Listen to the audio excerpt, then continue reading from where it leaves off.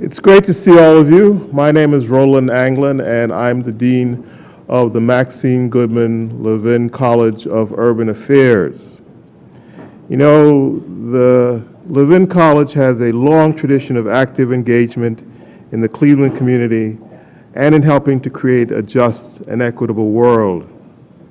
Since its establishment in 1977, the college has gained a reputation for training urban planners and collaborating with neighborhood and civic leaders to address key challenges and expand opportunities for communities and people. Today's conference is an important example of the collaboration with practitioners that we strive for. Practitioners working in the field of reinvestment play a critical role in the revitalization of neighborhoods. Civil rights and fair lending are essential elements of important strategies leading to a sustainable community. As many of you know, Cleveland is one of the most segregated cities in the country, and it's through the vigilance and work of the Fair Lending Coalition and other like organizations that the community is able to make progress on these entrenched problems. I want to say that I feel this personally.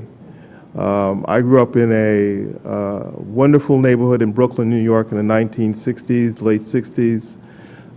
There were a number of ethnic groups that were there, lower middle class, and the one common thread was that they were all striving for the American dream. But I was about 12 years old. In the span of 3 years, that neighborhood turned from a stable middle class community into one that was marked by entrenched poverty. And the reason why is because it was redlined, and it was then blockbusted. And then, as a youngster, I couldn't understand why I'd lost my community in the hills, on the hill, so to speak. And that led to a decades-long search for answers. I became a professor, a dean, but it all stems from searching for why did that community that I love so much, why was it lost? And I know that there are a number of people in Cleveland and around this country wondering why their communities have lost. So I applaud your work, welcome you to the college, and look forward to being with you. Mr. Bromley? Thank you. Thanks to the Dean. It's always helpful to have a personal story about what goes on.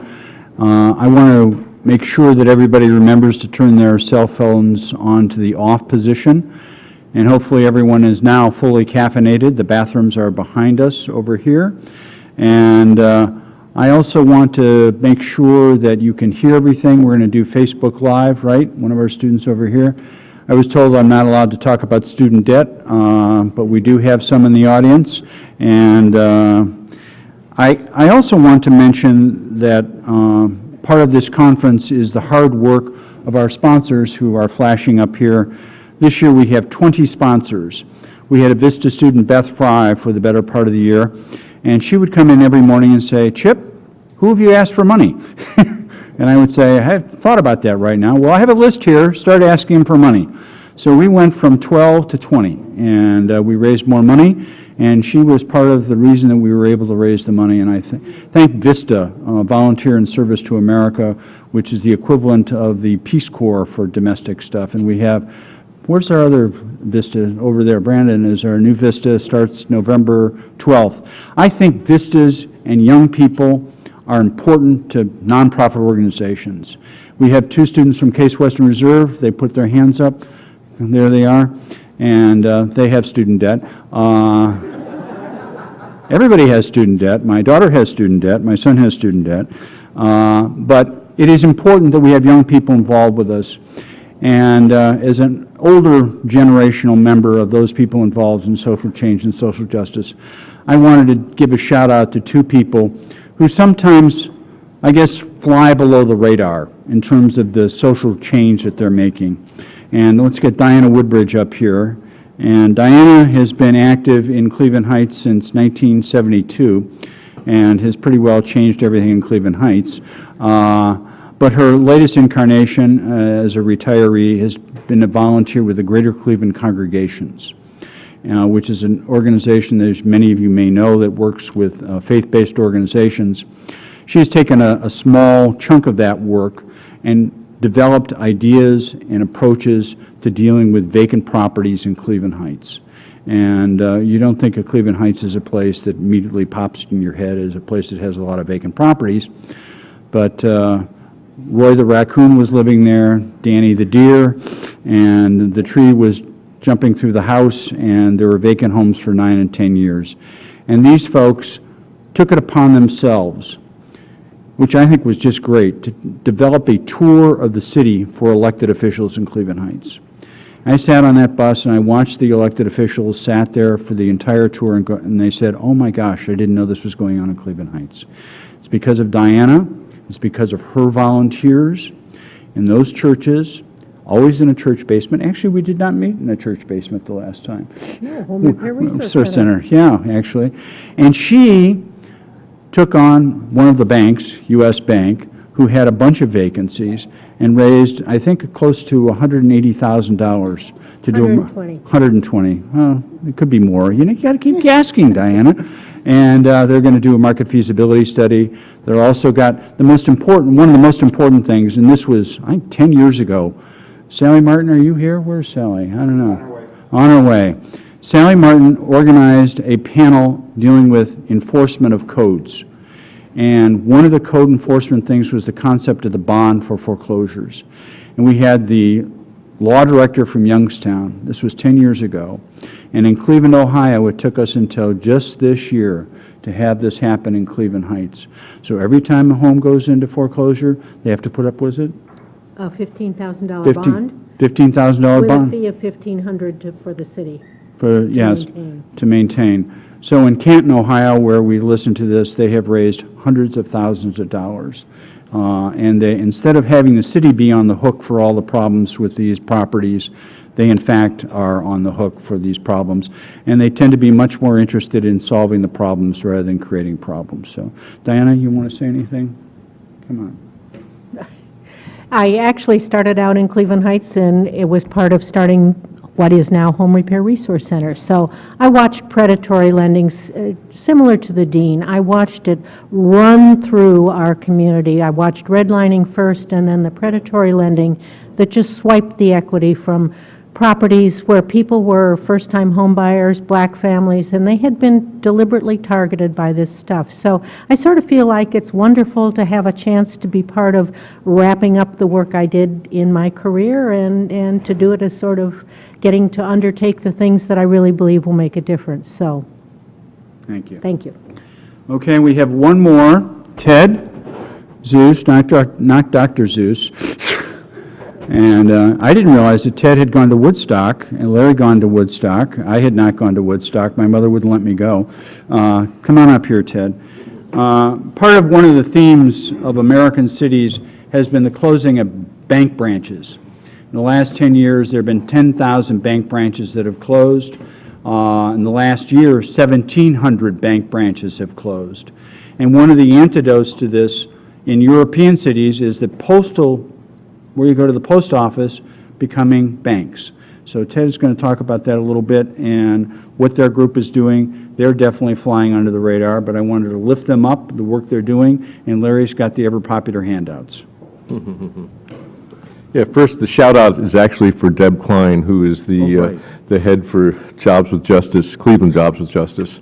And I sit on their steering committee and have done many collaborations with JWJ, representing Span, Ohio, which is my baby, which is the organization designed to work to bring universal health care to all people in Ohio. But I just want to say a few things about postal banking. People don't realize it, but we actually had postal banking in this country from 1911 to 1967. It ended with the Johnson administration. But postal banking really has two strong components to it, or purposes. First of all, if you look at our population, 27% of the people who live in America, and this is very clearly true of our area here in Northeast Ohio, 27% people really have no banking service access. So what do? They do, when they have to cash a check, our working poor has to cash a check, they have to pay fees for that. And then, of course, there's those predatory payday lenders. So bringing postal services back to the banks is not a new idea, it's an old idea. And it is an idea, Great Britain does it, China does it, Japan does it, many countries in Europe do it. But it's a way of bringing the services to the people. Here are just some statistics. 59% of the post offices in America are in communities or cities where there's only 1 or 0 banks in their neighborhood. And then we have something called banking deserts. We have banking deserts in rural areas where if you need to go to a bank, you might have to drive half an hour to get to a bank or more. Then we have banking deserts in our own city of Cleveland. If you go to East 116th and Buckeye, there's 1 bank left there. And if you drive up and down Buckeye, if you drive north and south from there, you've got many square miles where there are no banks at all. So what do people do? They pay extra charges and fees. So postal banking would really bring something great to Americans to bring services at low costs and save people money. Just one thing on the payday lender thing, and I know I'm going over my time, but That's all right. the payday, yeah, I'm getting gonged. The payday lending thing is so absurd because the rules with payday lending is if you borrow today, you've got to pay it back in full by your next payday. That never happens. What people do is they keep renewing that loan, renewing that loan, renewing that loan. So our average working poor are in debt for 5 months out of the year, and on a $375 loan, they wind up paying well over $500 in service fees and interest on that loan. So postal banking can bring a lot to people. In addition to that, postal banking is also on the target for privatization. Our United States Post Office Service, USPS, does not make money. They lose money. And if they were to just grab 10% of that payday lending business, which would be easy, that would bring $8 billion, more than $8 billion into the USPS every year, which would bring them from the red into the black and further strengthen and stabilize our wonderful post office system, which, by the way, it's in the Constitution of the United States that the federal government must deliver the mail, but of course they find ways to get around these things. So, but that would bring stability, that would bring the USPS into the black, and that would certainly help stabilize. So 2 big reasons for postal banking. 1, to help our working poor and our people in rural America that don't have banks and access. And then the other thing is stabilizing and strengthening up and shoring up our USPS and our wonderful union members who run and work that whole thing. Finally, in closing, we've passed out to the tables a fact sheet about this, and then we also have petitions, because this decision doesn't require any legislation. The United States Postmaster General has the power to make this and happen. So they're going to run a test in the Bronx, in the Baltimore area, and up here in Northeast Ohio. So to get this thing going, we're doing petitions. So you'll see on your table petition, it's got a Spanish side, it has an English side. We can sign any language on both sides. These are not legal petitions, so you don't have to worry about signing your name, making sure that it meets the definition of how your name is signed at the voting booths. But just get your name, signature, and that information on here, and we'll collect those at the end of the day. And if anybody has any organizations where you want to get these petitions, please just come to me or Larry Bressler during a break in this meeting, and we can get contact information and we can get you more petitions, because this is valuable, it's important, and we need your help. So thanks so much. Thanks, Ted. You know, people are volunteers, they can do different things with their life, and these people chose to make a difference in their cities, and we appreciate that very much. I just wanted to also mention that we have a conference planning committee, and obviously we have sponsors who are flashing up here on the screen. If there are people today in the audience who are conference sponsors and or members of the conference planning committee, if you could stand up, we'll give you a round of applause.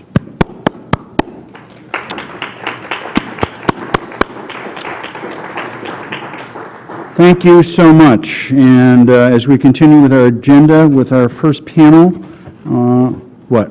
Sticky notes. Sticky notes, okay. Come on up here, all the way from Brantonall, Ohio. Keith Benjamin is going to tell us about how to do sticky notes and bring ideas.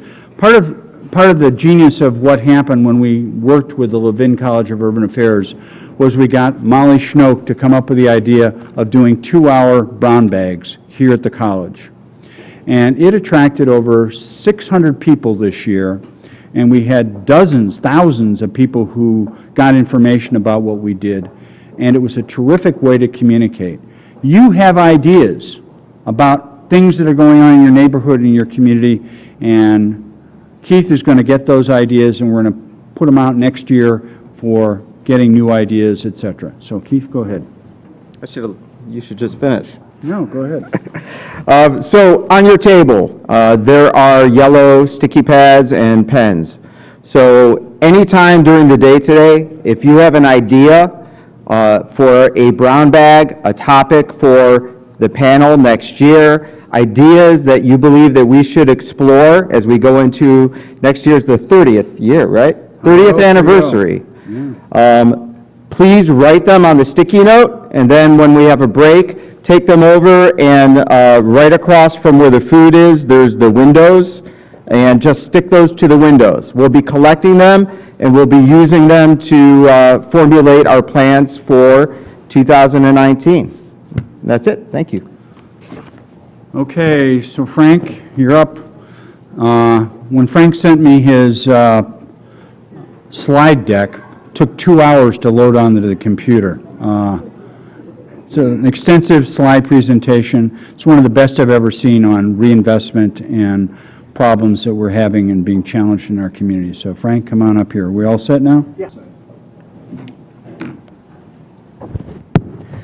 So it took 2 hours to download it. It will not take me 2 hours to go through this. I'm doing two presentations today. The first one is just general housing trends. Then there'll be a shorter one right before the panel on the community benefits agreements with banks. But this first thing I want to say is that almost all the research that I've been doing for a number of years comes from Case Western Reserve data. If Case Western Reserve's Neo-Can-Do data system didn't exist, I wouldn't be standing here. So it's an incredible resource, and I just wanted to give them a shout out. There are charts and tables in here. The charts are obviously easier to visualize. The tables are going to be a little more of a challenge. But I do want to spend some time with them. I'll try to make it as painless as possible.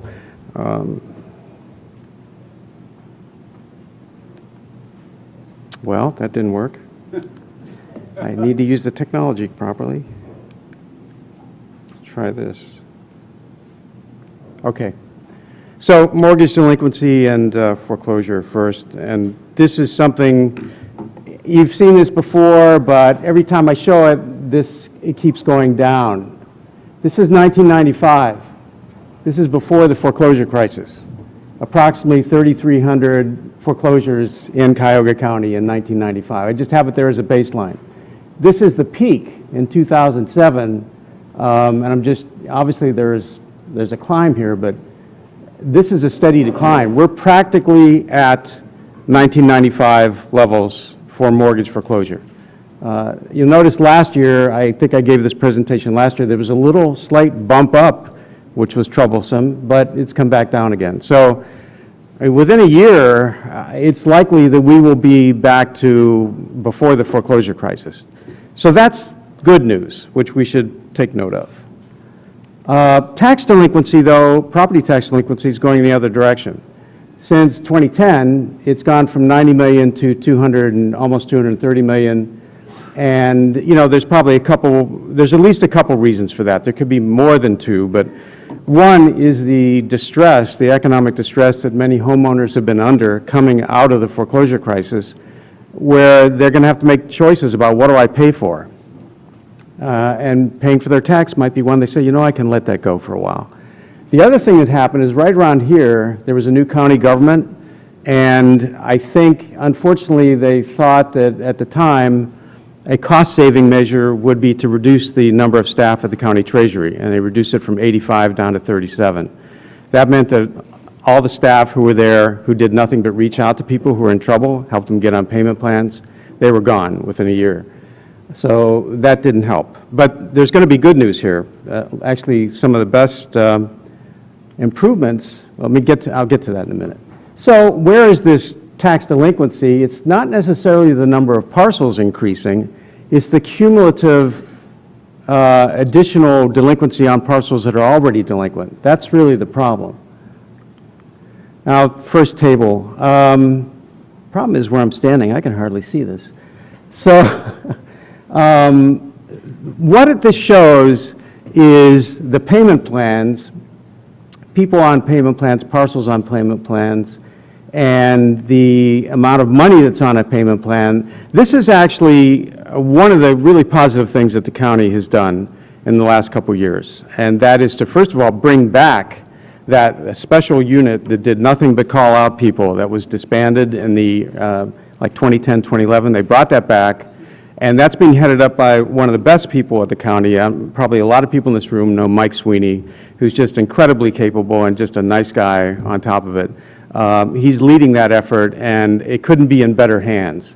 The other thing that they're doing is that they are retaining the mortgage foreclosure counseling agencies, who their job is not done, but they have less to do than they did 5, 6 years ago. They're now retained to counsel people in property tax foreclosure and delinquency, which is a really smart move. One of those agencies, Community Housing Solutions, has reported that in the last year, they've helped the county recover $1.8 million, which is pretty impressive. So I think that even though the slides show there's a serious tax delinquency problem, I think this is a real success, that the county's moving in the right direction, and deserve a lot of credit for that. This is looking at tax foreclosure. Now, what's going on here? So this is Board of Revision foreclosures on vacant abandoned property. This is a good trend, because there's vacant abandoned property out there. This is how it gets in the hands of the county land bank. Without that, it's just going to continue to do a lot of damage. The green and the blue lines here are tax foreclosures on occupied property. And notice the green line is the foreclosures by private investors who buy tax debt from the county. And this has gone down. This is a direct result of another improvement the county's made. And, you know, I should say, there are people in the room who've worked a lot on these improvements, people who, like Sally Martin, and a lot of people who made recommendations to the county, and one of those recommendations was not to necessarily stop the sale of tax lien sales, but to do two things. One, be very careful about who you sell them to, so you're screening the buyers, and we don't have Woods Cove and Aon, which may be two infamous names that people run into. And the second thing is to retain more of that debt in-house. Instead of selling it off to a private investor, use the county's in-house capacity to deal with those tax delinquencies. There's going to be, I think we have to accept, there's going to be a certain number of tax foreclosures. As even with the good news I mentioned about getting people on payment plans, that's increasing. There's going to be some people that they're not going to pay, and you probably have to foreclose. The county may have no choice. But the choice is, do you want a Woods Cove or Aon doing it, or do you want the county doing it? And so this upswing of tax foreclosure on occupied property, you could say, well, that's bad, but not if you put it in the context of the switch here. You don't want companies like Woods Cove and Aon, which their collection methods are pretty draconian. And legal aid attorneys have said, in meetings that I've been in, that when they have a client that's being foreclosed on by the county, there's a much greater chance that they will be able to retain their home versus when it's one of these tax lien companies. And this last slide on tax, this is just showing more specifically what's happened with tax lien sales. Back in 2006-07, it was climbing, but you'll see in 08, after 08 it dropped. That's when my boss, I got to give him a credit here, my county treasurer, Jim Rackauckas, former county treasurer, decided to put a moratorium on tax lien sales. And you can see the drop in tax lien sales there. New county administration comes in, and unfortunately, one of the things they decided to do was start the tax lien sales again, so they increase. This is where, well, battery must be dying in that one. Let's see if this one's working. Well, this one's not very good either. The recommendation came from the Vacant Abandoned Property Action Council to the county to rethink how they do tax lien sales, and you can see the incredible drop. Now, there are going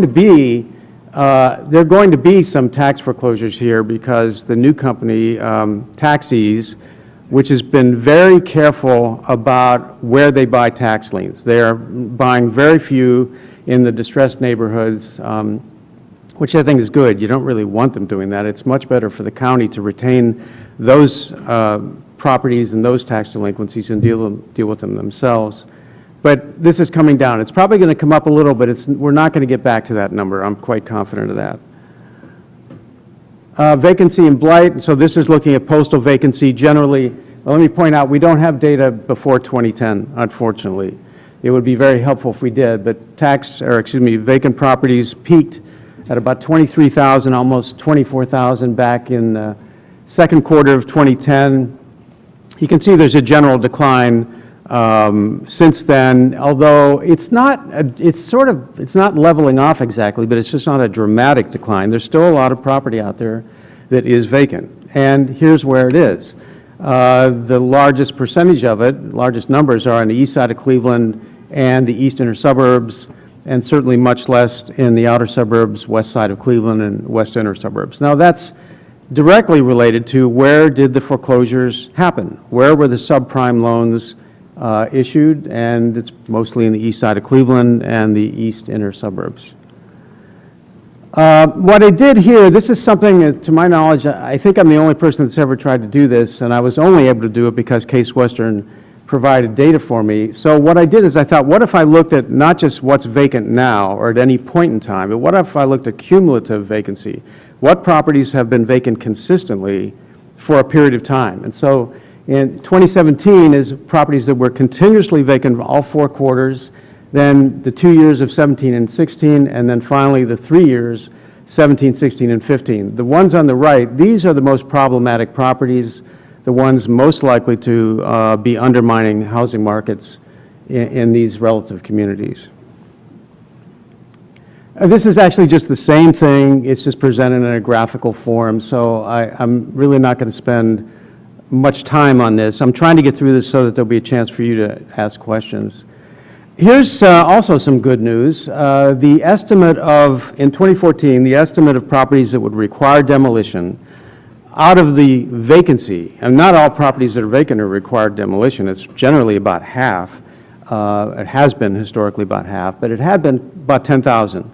And since then, notice where we're at. We're more than half of that and down significantly. Now, where the balance is left, of course, it's 83% in Cleveland, and although I don't have the statistic up there, I'm pretty sure that 3/4 of that is on the east side of Cleveland. And then you've got East Cleveland, which has a significant number, and then the entire balance of the suburbs is estimated at maybe 200. Now, that estimate of 200 comes from the numbers that have been turned in by the suburbs to the county for demolitions that they've been requested. It may even be less than that. It could be a little more than that, but it's certainly not going to be. East Cleveland is a case by itself, really. Home sale prices. So what I've done here is this is 18 years of median home sale prices. It's arm's length transactions, meaning it's between two parties that are not related, a willing buyer and a willing seller. It excludes transactions between banks and financial institutions like Fannie Mae. It excludes properties selling at sheriff's sale, and it excludes donations and properties transferring for $0 between husband and wife and children and family. So this should be just an indicator of what's happening with the real estate, the housing market, 1 to 3 family, I should say, not multifamily. So you can see the general trend is there's a bump up here from 2000 to 2005, although I wouldn't call it a California or Arizona explosion. It's just it's an increase, but then you get this tremendous drop right around the time or just as foreclosures were peaking. And as foreclosures are peaking, then what's happening is you've got a lot of vacancy, abandonment, and blight, and the blight undermines potential home sales and home prices. So since then, I think this is good news. It's more good news up here because the outer suburbs have pretty much, what's the percent of recovery? 96% of recovery to the peak in '05, around '05, '06. The red in percents are to the right of the numbers, so the bottom was the east side of Cleveland, has recovered only 31%. But the good news is everything is moving upward, and I think that's something we should at least consider, and if you also consider what's been happening in these, I wish this thing would, it's not working all the time. 2009 was when the Cuyahoga Land Bank was created. So they get started around '09, 10, 11, and I think that there's a significant impact from the blight that's been removed that is undermining home sale prices and home values, and I just think we need to stay the course with that. I know that demolition is a controversial thing, but I think that, you know, if you lived on the east side of Cleveland on a street which has 4 vacant homes and a couple of them are really bad, and if you're trying to sell your home, prospective buyers might come by and say, well, I like your home, but I don't think I want to live next door to that home with the front door wide open. So, I mean, it's a serious problem for people that live on the east side of Cleveland.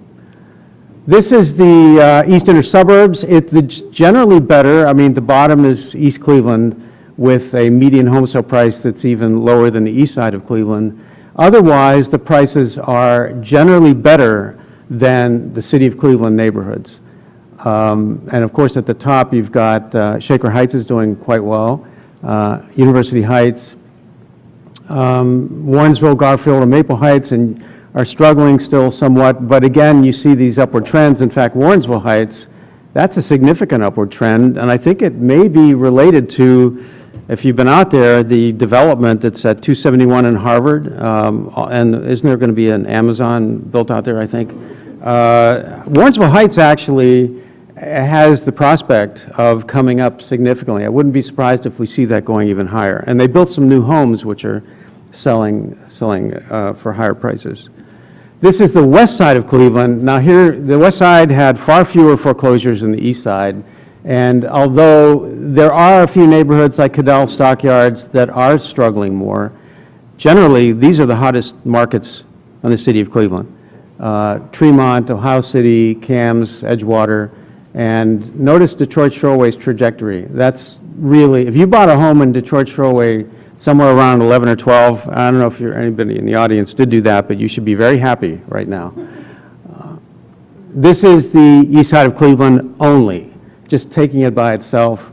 And again, you know, it's, the upward trend is the good news. The fact, though, that it's still, there's a struggle and a challenge, and I think it's because of the volume of blight that is still undermining those communities. But I can tell you this, if the Cuyahoga Land Bank and the City of Cleveland had not been actively working to remove that blight, these numbers would be a lot worse than they are, much worse. I want to take a little bit of time with this. And I'm going to start over to the right here. Median sale price in this last year. $60,000 on the west side, only $24,479 on the east side. Now, I'm going to be blunt about this. I think and then look at the percent of the racial makeup, 81% African American, 20% on the west side. There are people who will say, well, you know, the reason it's so low on the east side, that's because it's African American population. What do you expect? Well, I mean, that sort of irritates me. And I thought, well, what if I looked at this and went back a little further to see, is that really accurate? Look back here. This is in 2000, virtually the same breakdown. It's a little higher, you know, 78 to 81%, but virtually there's this huge difference between the west side and east side, African American and white population. But look at the median price in 2005, 89 to 80. It's not that different. And then, so what explains what happened as you move forward, and I think it's in the next columns. The foreclosures on the east side were dramatically higher, which I should start by saying the subprime and predatory lending was dramatically higher. That's the first thing, I just don't have it up there. And then what you end up with is properties rated demolition in 2015. This was the survey that my organization did. Every home was surveyed in Cleveland, and we rated them A, B, C, D, F. And the Ds and Fs were considered to be likely demolition properties. Look at the difference there. The undermining of the market is pretty obvious to me. So it has nothing to do with the fact that these communities, one of them is more predominantly African American than the other. That's my opinion. I actually think this is, in my opinion, the most important slide here. There may be others, but this one I'm not going to spend a lot of time. It's just more good news. This is just looking at what is the trend for healthy arm's length sales. And it's a good trend because the arm's length sales are increasing, replacing foreclosures, sheriff sales, and sales between financial institutions. This is a trend you want to see for housing market recovery. This is the last section of what I'm going to do, home mortgage lending. And I'm going to start with a caveat here, or possible limitation. I chose to use Cuyahoga County median income for low moderate income purposes. Now, I understand that some people would say, well, I should have used the metropolitan statistical area, it's much bigger. So the Cuyahoga median is 59,000. Low moderate income is defined as 80% of median. So that's 47,000. Now, I guess if I don't know for sure, and I was asking a couple people in the audience before this started, I don't know what the MSA is, but I suppose it's probably higher. But let's start with this, because this is the community we live in. So east side of Cleveland, all neighborhoods are below LMI, and its median's 28. The west side, all but 3 neighborhoods are LMI, and it's 39. East inner suburbs, all but 3 of 11 suburbs, I should say, are LMI. West inner suburbs, 2 of 8 suburbs, and then the outer suburbs, 3 of 39 are LMI. So while I'm saying this because the lending goals that many lenders have are based on LMI census tracts. Since I've been doing research that's been focusing on these regions, the 5 regions that you have up there, it's been my choice to stay with those regions and look at the trends. And I understand that people could criticize me for doing that, and I'm willing to be open to that. But let's take a look. So this is really just looking at the dollars applied for versus the dollars loaned, and then the percent. Obviously, the dollars applied for and loaned is much higher in the outer suburbs because, as you noticed on the previous slide, there's a lot more outer suburbs. It's a huge area. So it would make sense, and also the homes are much higher priced. So that's nothing really unusual there. But the east side of Cleveland, though, does lag behind noticeably in the percent of loans applied for versus what has actually been loaned. This is the same thing, just as a graphical representation. The blue are the dollars applied for, and the green are the dollars loaned. So one more thing that I want to spend a little bit of time with, this table. So this is something else that I don't believe anybody else has ever attempted to do this. Of course, maybe it's because it's the wrong thing to have done. I don't know. I thought, what if I looked at, let me back up a step. Why I did it was because I was hearing people say, well, the reason that there aren't a lot of loans being made in the east side of Cleveland is because there just weren't a lot of sales. And so when I looked at that, the far left column are the 1 to 3 family arm's length sales, the same data I showed you before, the number. And notice that the east side of Cleveland had 3,000, which is not that far out of the range of the west inner suburbs, west side of Cleveland, and even the east inner suburbs. It certainly pales comparison to the outer suburbs, again, because of the geography. It's much bigger. The column on the right are the 1 to 4 family home purchase loans.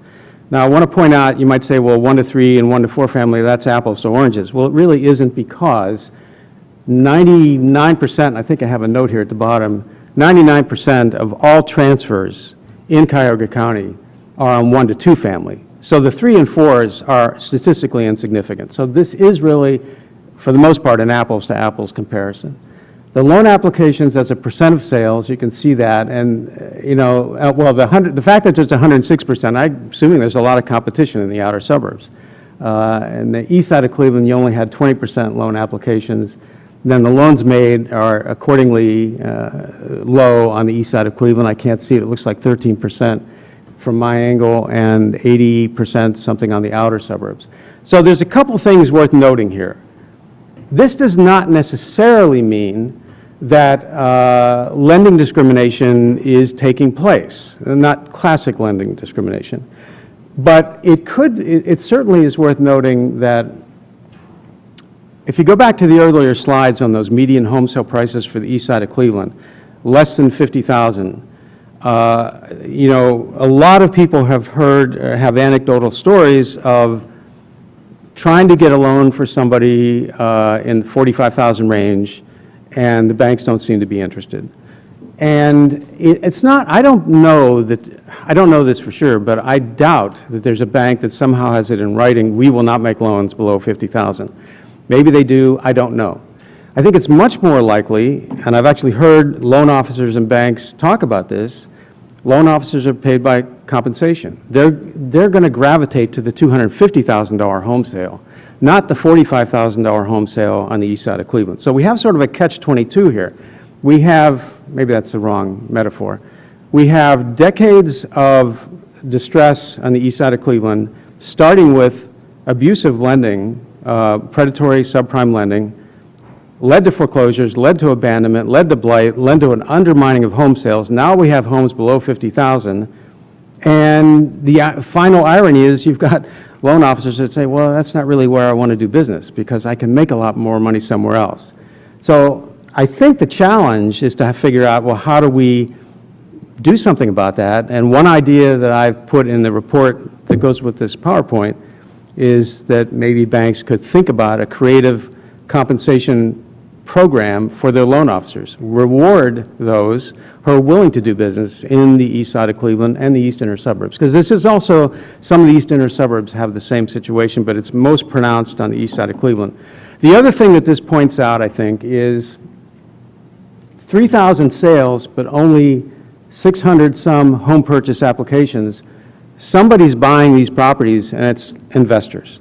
There's a significant increase of investors out of state, in state, who are buying property for rental. And I think in terms of the panel that's going to be next, I think there's a definite emerging issue with investors. You may have heard people talk about land contracts and rent-to-own scams. I think the fact that home ownership is declining and rental is increasing is not healthy for the recovery of these housing markets. This is, again, the same thing, just presented in a graphical form.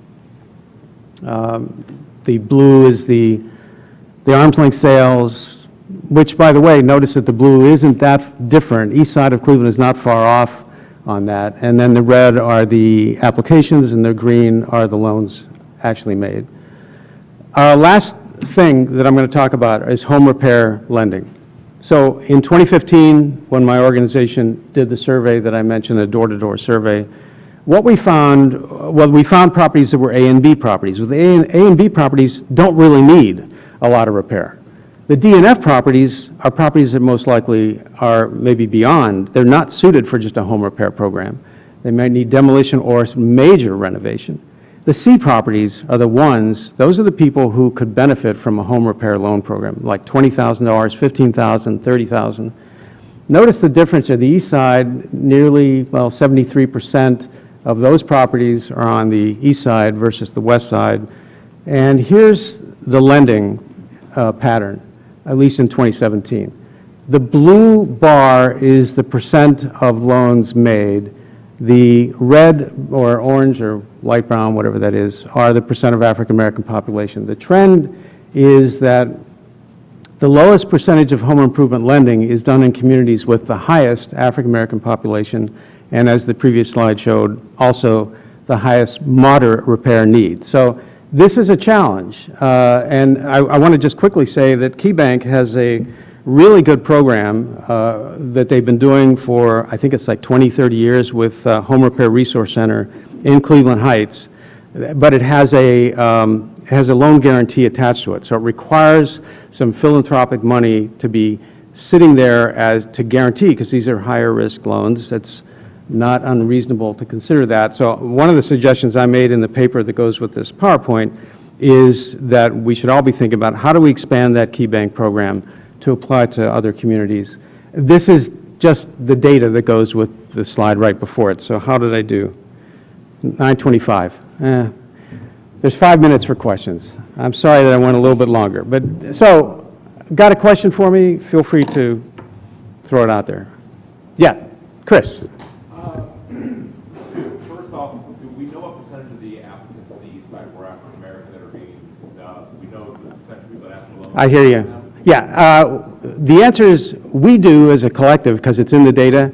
I just didn't, I mean, that's an additional piece. That's a limitation to what I did. So I think you've challenged me to do that.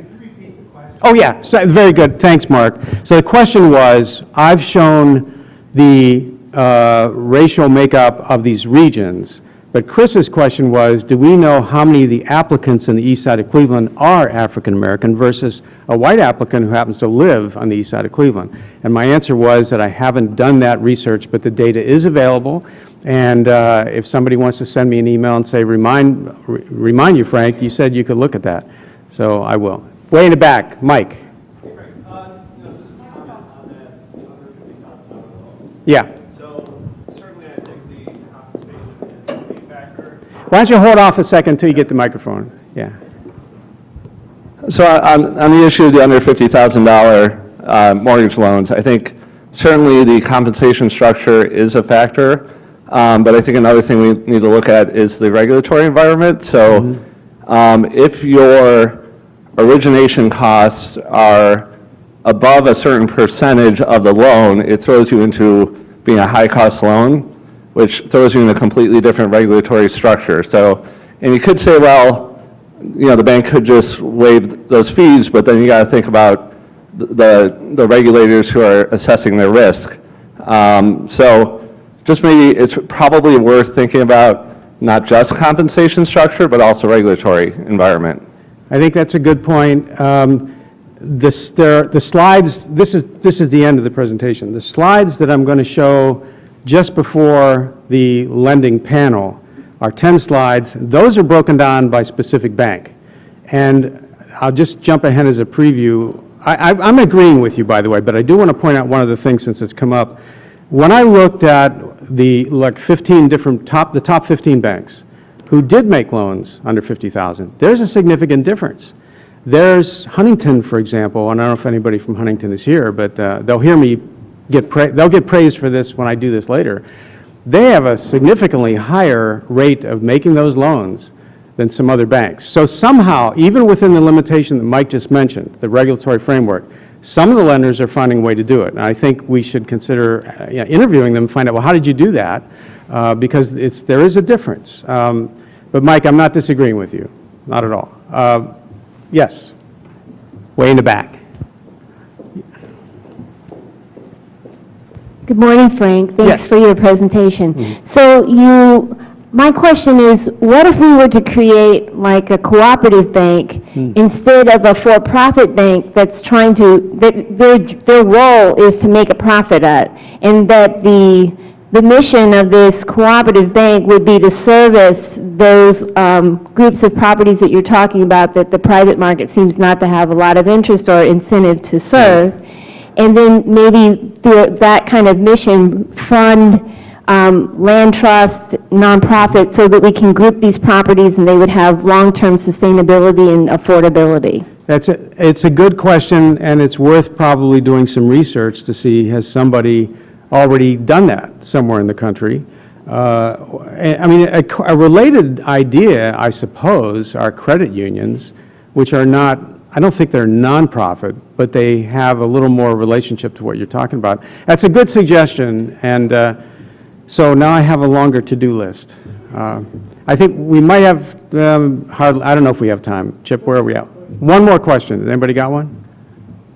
Chris? Yeah. Was there anybody else? Okay, Chris. You got it, Chris. Anybody else? Yeah. Okay. With the rise and fall of the bubble and Yeah. how dramatic that was, and it took 15, 20 years to happen, have we ever looked at what the actual market correction would look like? At what point do we reach the part where we would have been anyway had there never been a bubble and collapse? Yeah. Well, I don't know if I could go back. Let me go back really quickly to something.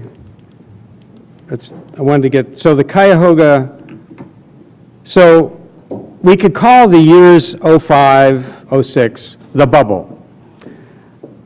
But there's my personal opinion is, and I'm going to ask maybe Tony Brancatelli, I mean, he's sort of familiar with the escalation of prices that did occur through some mortgage fraud.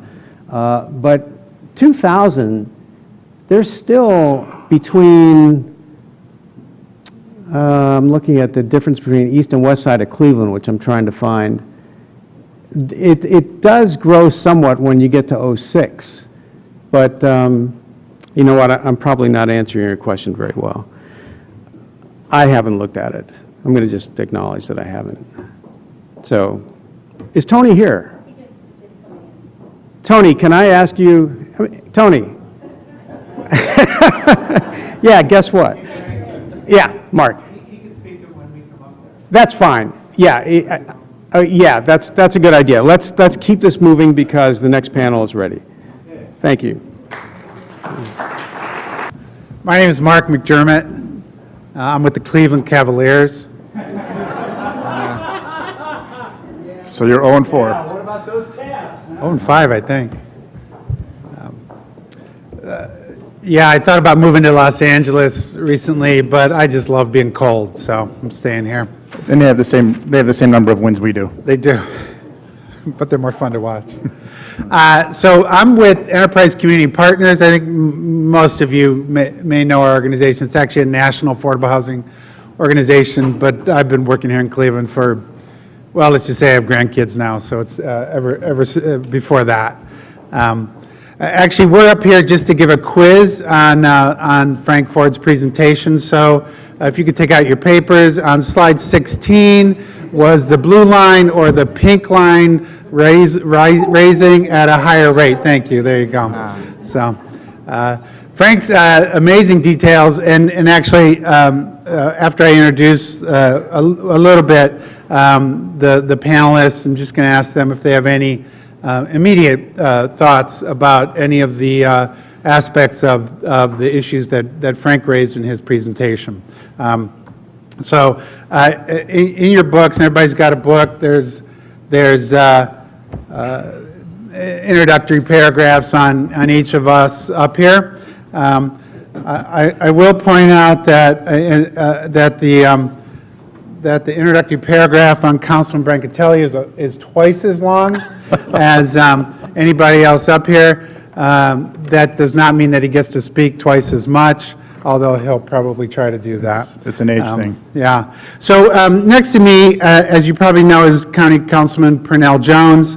Councilman Jones is from Ward 8, County Council Ward 8, is Vice President of Cuyahoga County Council, and also pertinent to today's discussion is Chair of County Council's Community Development Committee.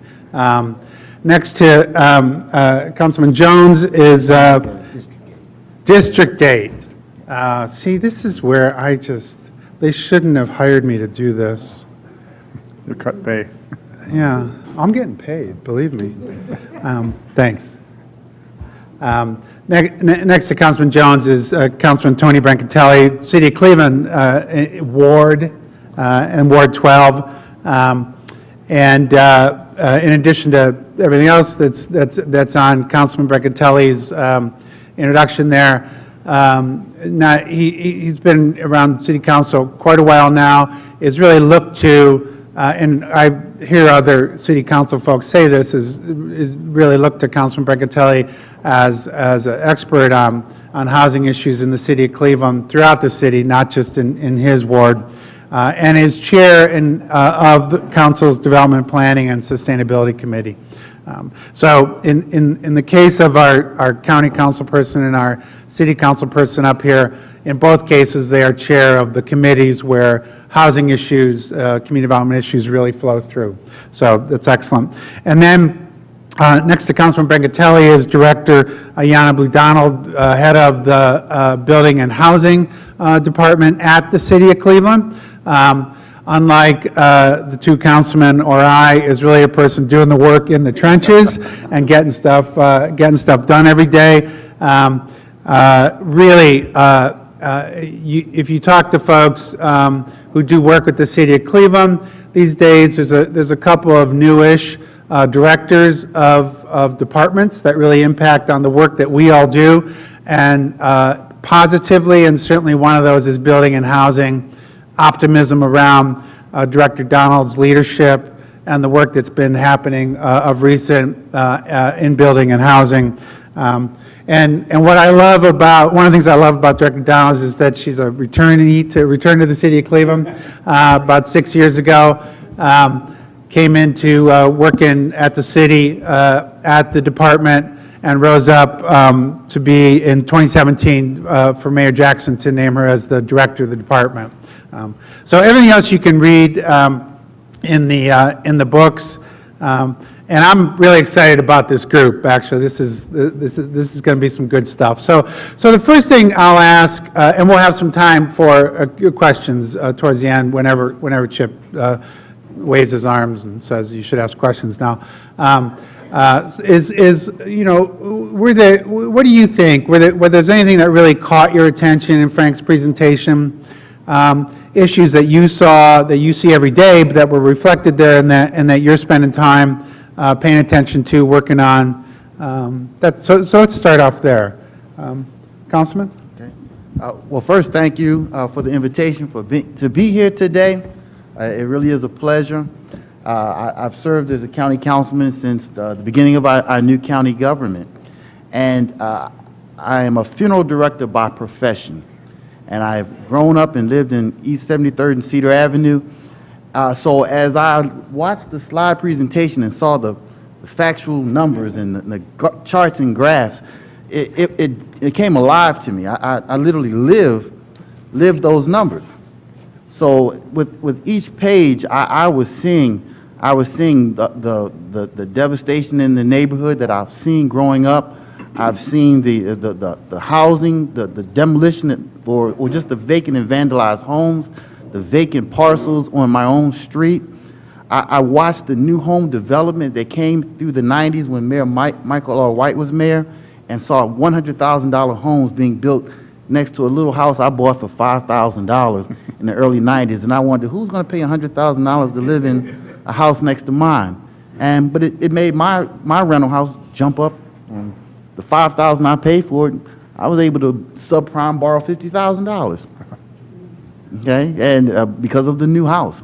Now I paid mine back, but I could imagine how others did not, and watch my lender change from Countrywide to bounce from name to name, for company to company, and then I watched as all the new homeowners came in throughout the 90s to the early 2000s, all those, again, $100,000+ homes, and then the credit bubble hits, 05.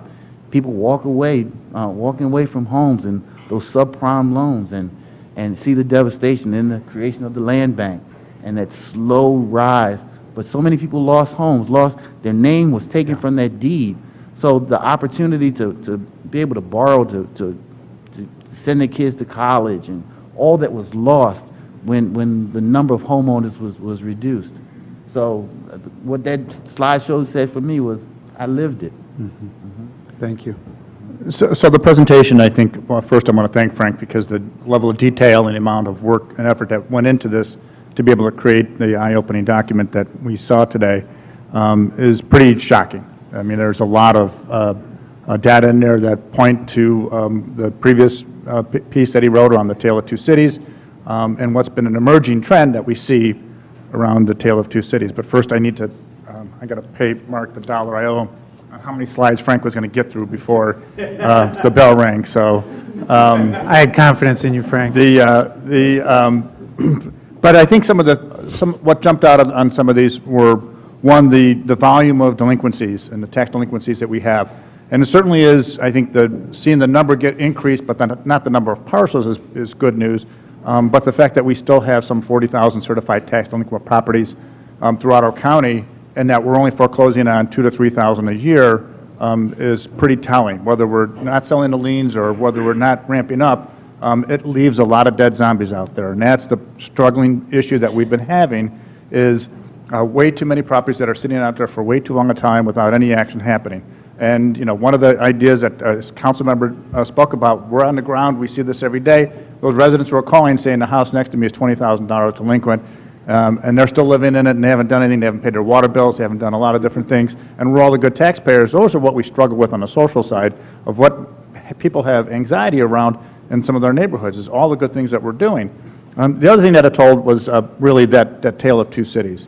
And I know we use that phrase a lot, and I dug out the old book, 1859. It was the best of times, it was the worst of times.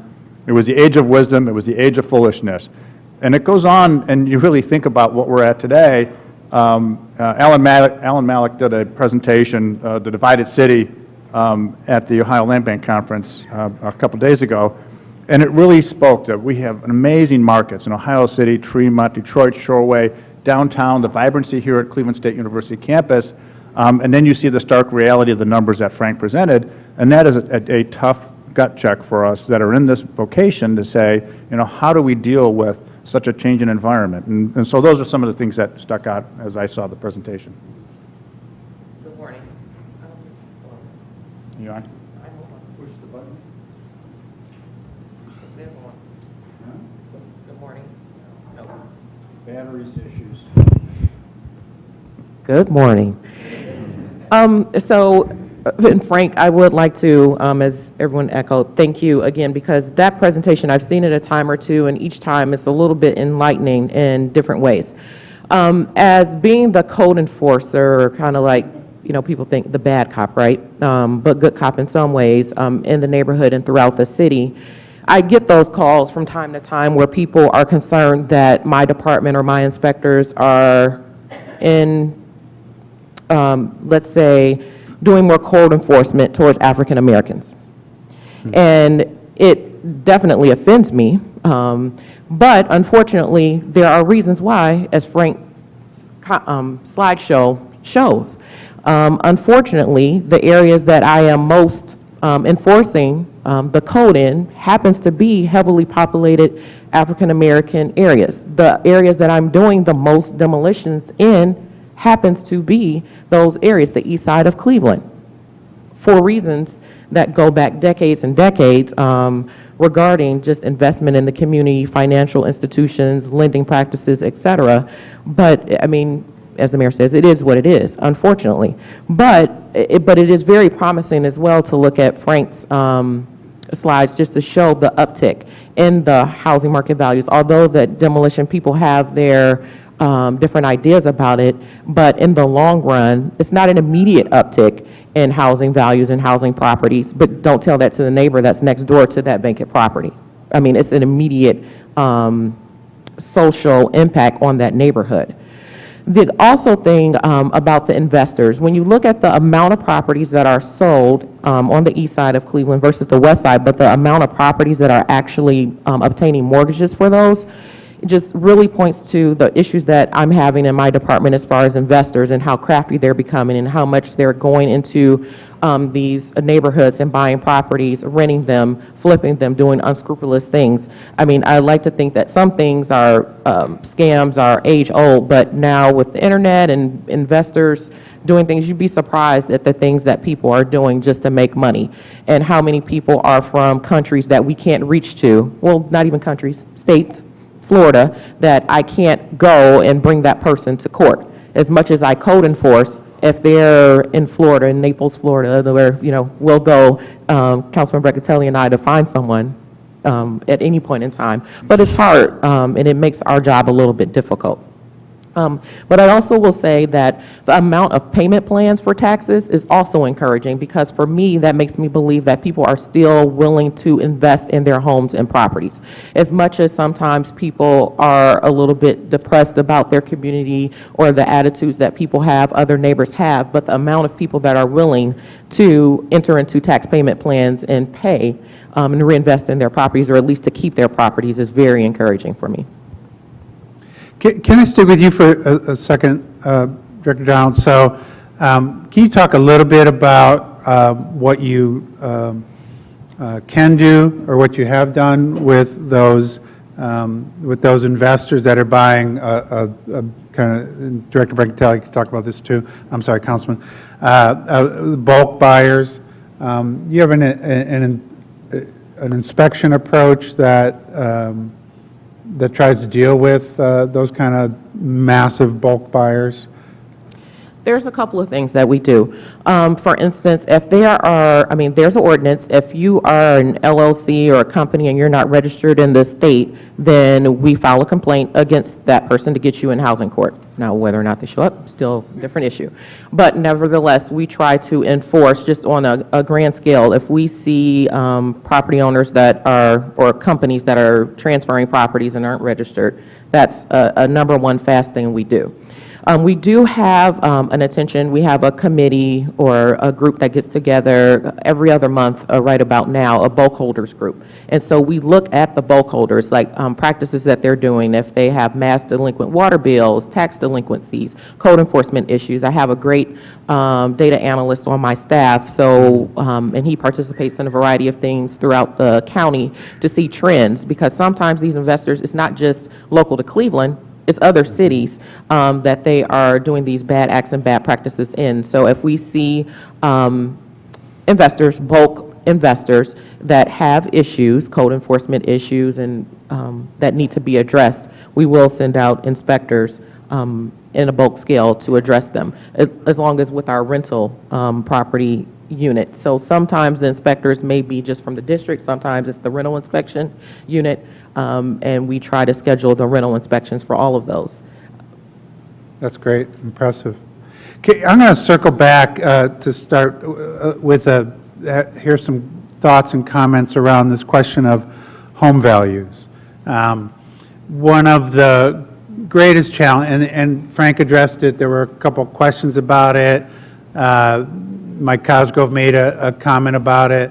And it's this, it's this question about that for a good part of the east side of Cleveland, not just the east side of Cleveland, but for a good part of our inner ring eastern suburbs, some of the areas that you represent, Councilman Jones, where the average sales price on the market is $40,000-$50,000.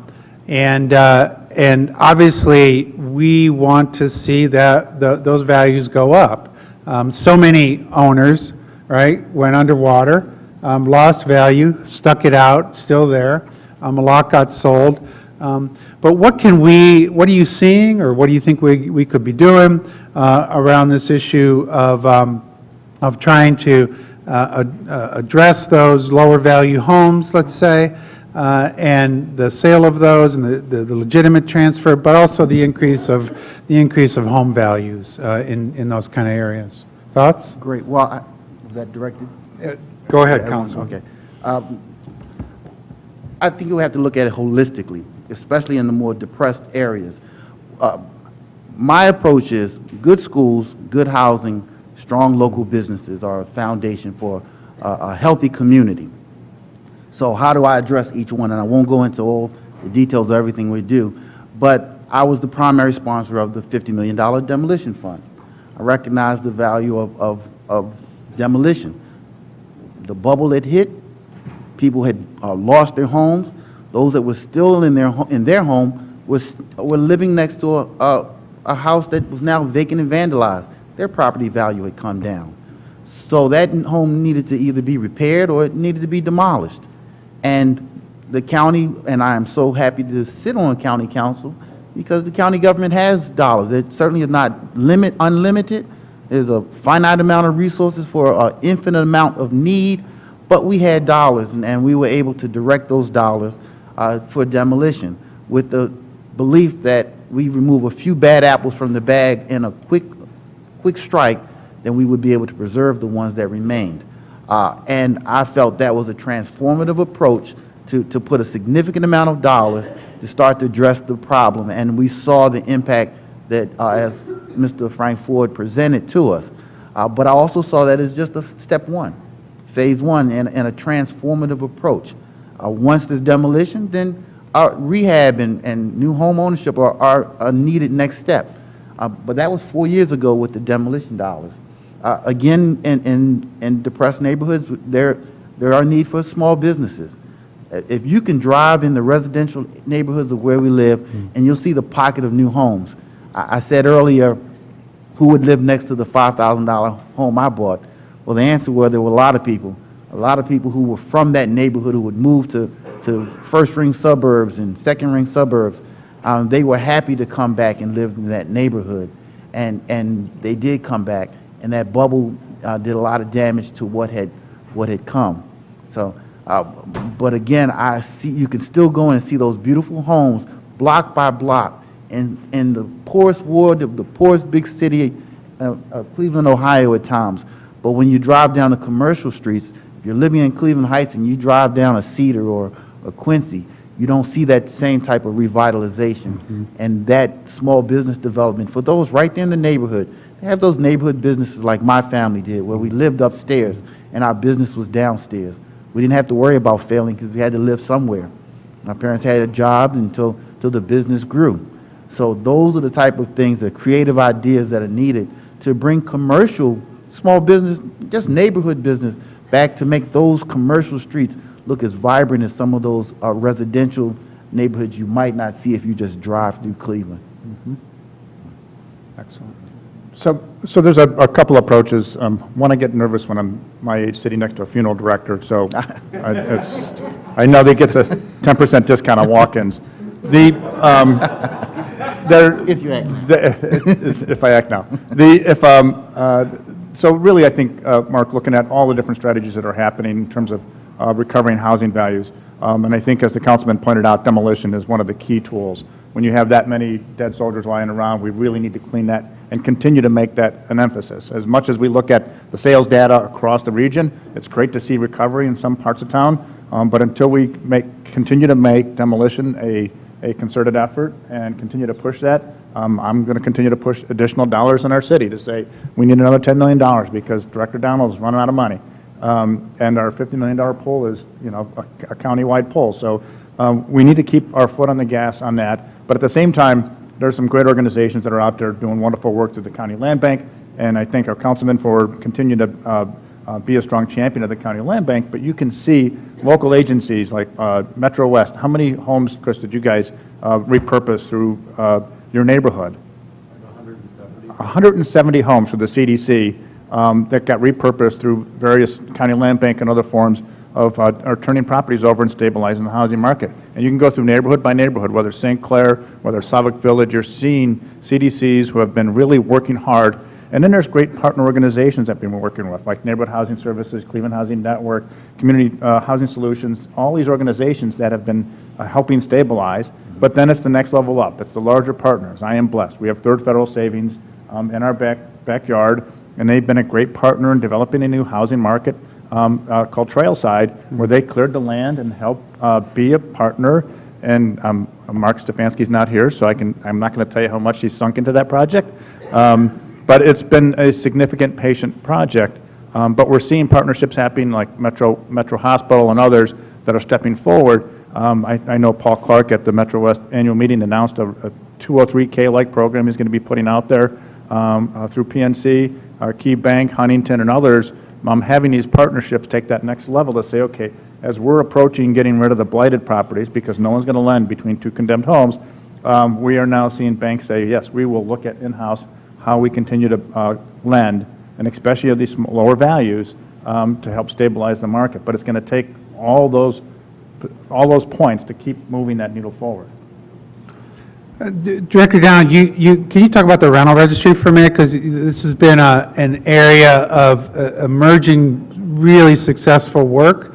And so if you could talk about that for a second, but also, in your mind, kind of related to this question of kind of stabilization and growth of home values, perhaps. Sure. If I could target you on that. Sure, thank you. So our rental inspection unit, thanks to, keep in mind, just to clear up one misconception that's kind of out there, the rental registry has been around for years. And people have been registering for years. There's an estimated 84,000 rental units in the city of Cleveland. In 2015, that year, it was around 34,000 units that had registered. So far, year to date, we're at 57,000 units registered. So we've made, just leaps and bounds strides to increasing the amount of properties that are registered in the city. Now, what does that mean? There's a $35 per unit fee. As of the passage of issue 32, we established a new rental inspection unit that has 11 inspectors, a chief, an environmental compliance officer that handles all lead issues. So we are systematically marching through the 57,000 or 80, between 57,000 and 84, the properties that are registered each year to try to first pass, do an inspection of every rental unit in the city. Just to make sure that they're safe and healthy and dry and just the basic things that you need and you expect a landlord to provide a tenant. So far this year, we've done over 6,000 rental inspections. We aim to do 8,000 this year.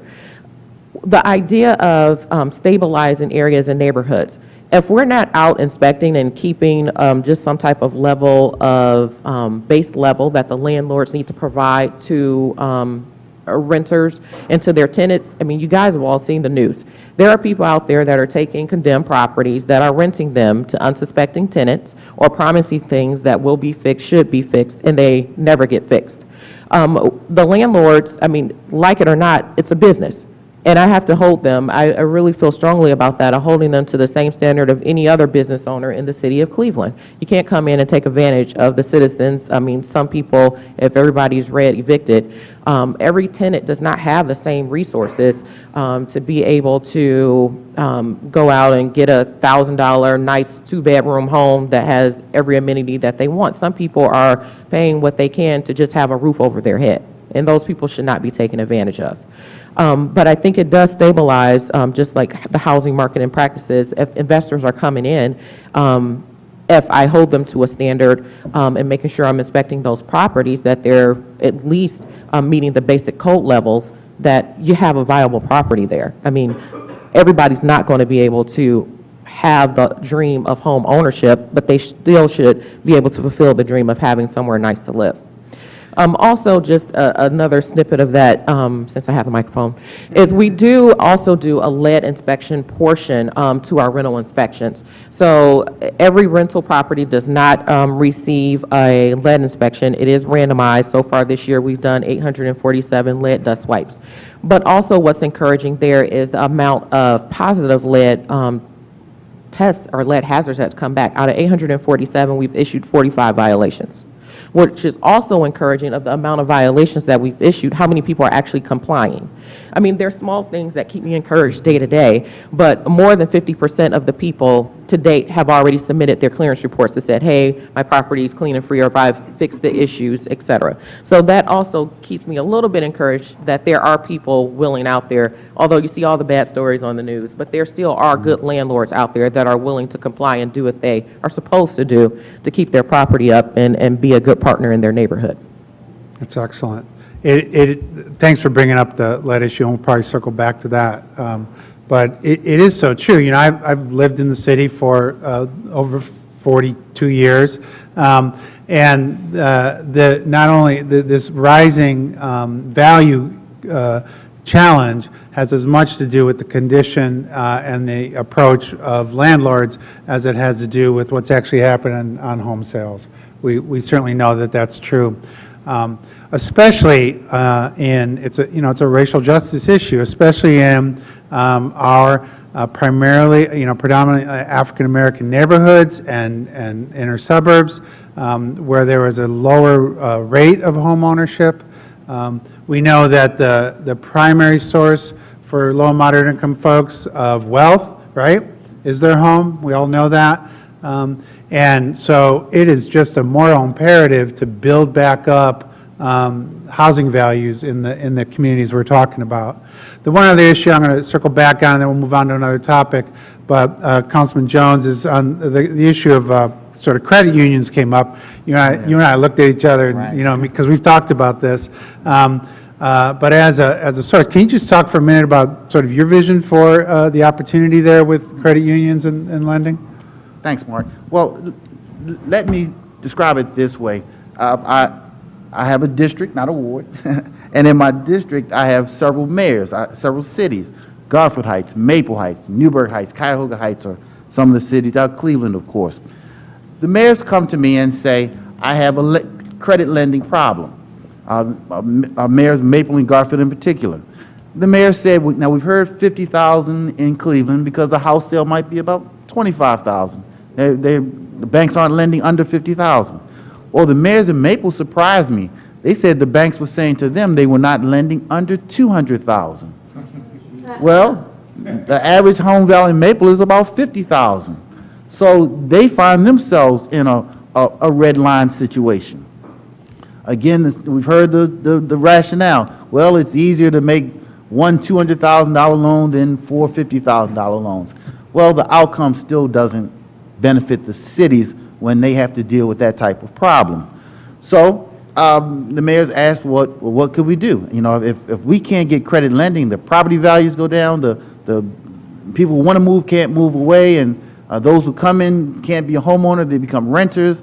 The ratio to homeowners to renters changes, the renters increase, property values go down, property taxes go down, school values go down, dollars to the schools. It's just a devolving problem for the city that starts with the inability to receive credit.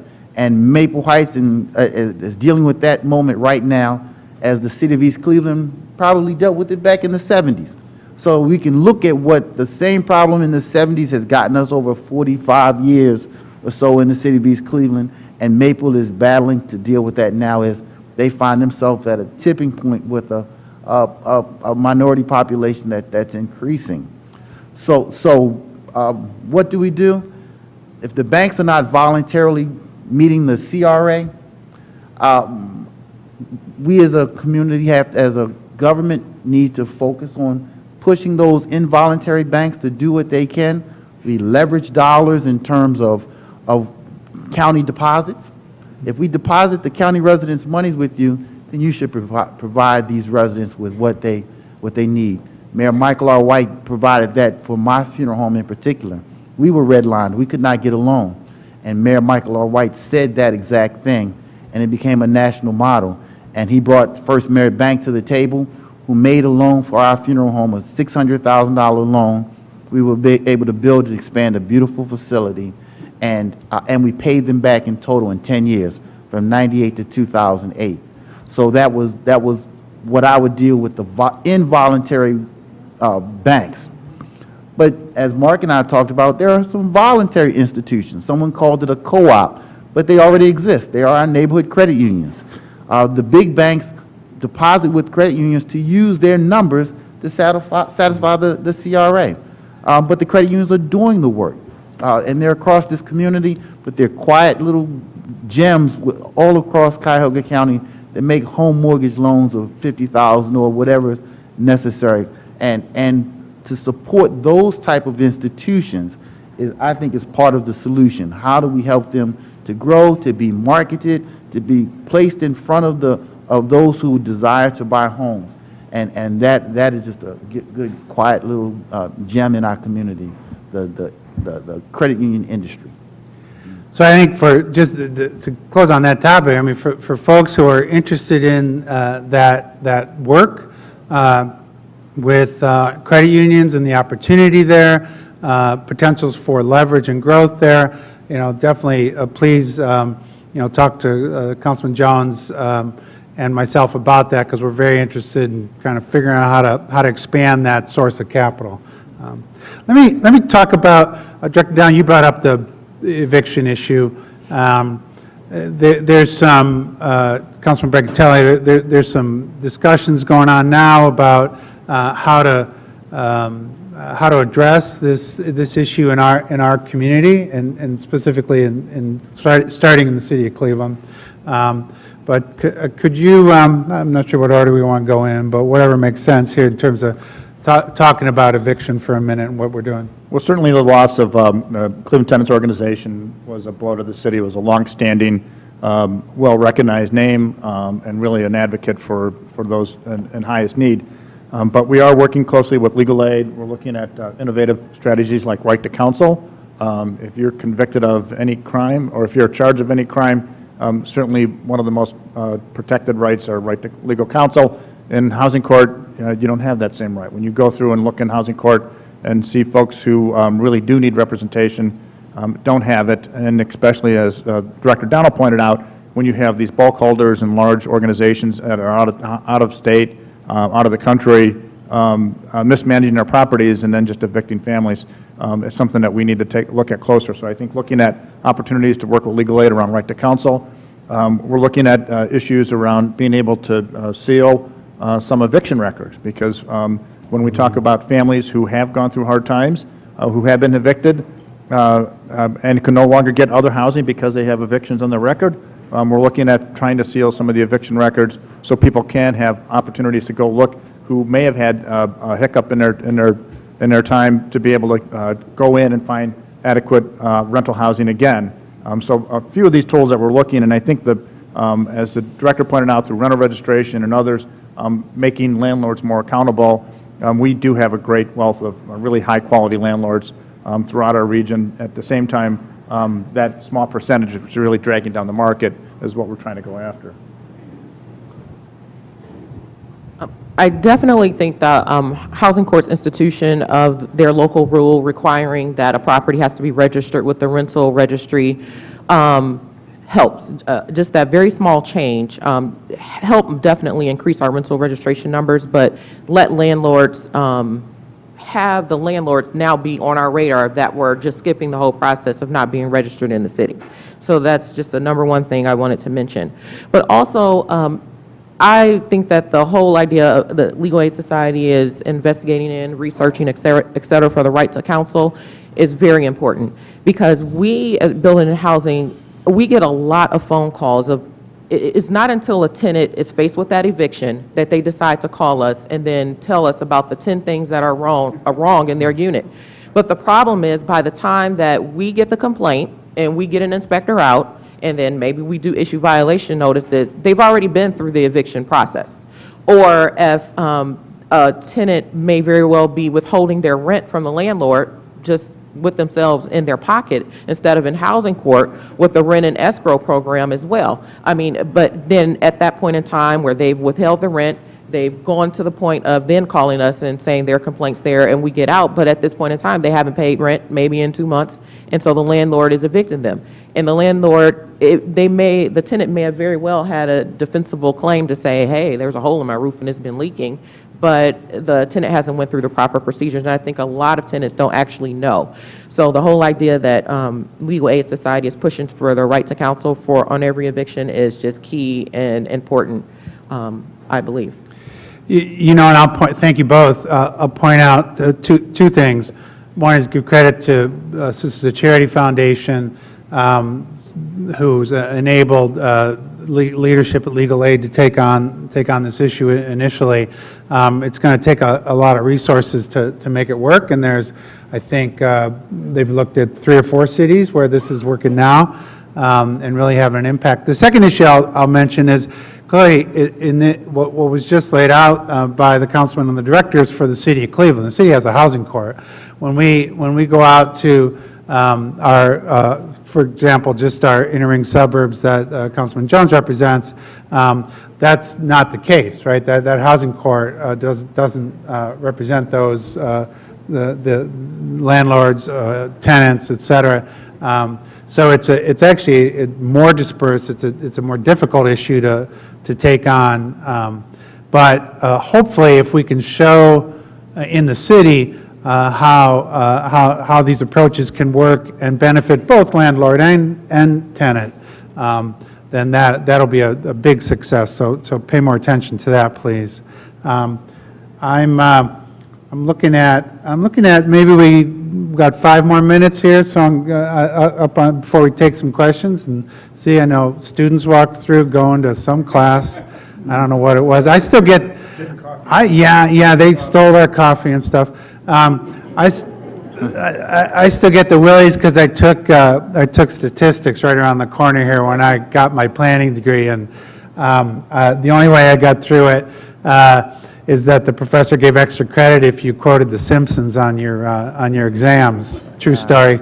Let me end just by asking about issues just around affordable housing, around development and equitable development that's just taking place in our city of Cleveland, in Cuyahoga County, in our suburbs. Just whether there's, what issues you see or whether there's solutions that you see in terms of really addressing the need for, the ongoing need for affordable housing. And then we'll split it out to the audience here. Well, certainly I will continue to advocate. There are great programs out there. I look at Cleveland Housing Network's LIHTC programs. I look at permanent supportive housing through Eden. There's a number of larger scale programs that can be incredibly beneficial within neighborhoods. Also looking at the County Land Bank, who has repurposed a lot of houses, and will continue to use that, because if you look at the value of what's being done with some of the County Land Bank properties, those are low-value properties that are being repurposed, and people are going back to building equity through what was sweat equity back in the old days when Rob Curry was doing housing through Broadway Area Housing Coalition, and people increased the value through their own efforts. So the deed and escrow programs, those are the kind of programs, Neighbors Invest in Broadway programs, that are helping build equity again in some of these neighborhoods. And as you mentioned, these lower property values have really made folks prisoners in their homes, whereas seniors' only equity was their house, and now they're underwater and can't even sell their homes and cash out of what should be their golden years. But we're also seeing really select programs through efforts. We just started a senior home repair program through the city council, where we set aside a couple $1 million this past year to help do some small home repair loans. The county's working on initiatives through the county councilman can speak on, but looking at broader programming that can help bring value back to some of these low-value neighborhoods. Great. So, Molly, you going to walk around? I don't even see where you are, Molly, but somebody going to steal one of our mics and walk around and see if we have any questions?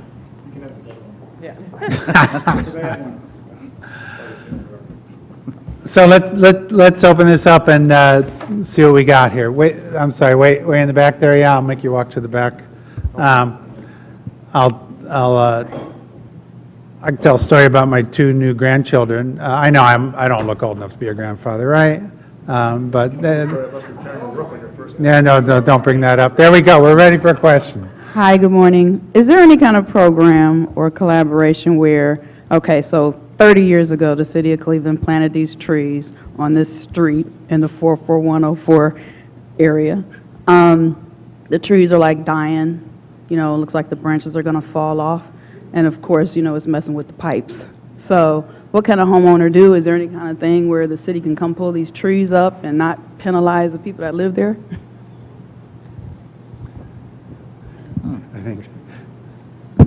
So if you're talking about tree lawn trees that were done through an initiative many years ago, the tree lawn trees are the responsibility of the city. Is that what you're talking about, tree lawn trees? Yeah, and those are responsibility of the city. And you're saying the city's not coming out and cutting them, or are they? I could certainly take that up with you after, but yeah, the city urban forestry department, the good news, and thank you all for passing issue 32. They doubled their staff in urban foresters, and they are now getting to, we have a very lengthy cycle for pruning, but for hazardous trees, they have been getting out and dealing with hazardous trees. So we can talk about that offline on where urban forestry is going. Mr. Starr? The panel cited 2 examples in the community of previous emerging issues. One was the need for demolition, and the other was problems that the homeless were having. And we had two significant initiatives, the Permanent Supportive Housing and the Demolition Fund, in which we targeted specific amounts of funding once we identified those problems.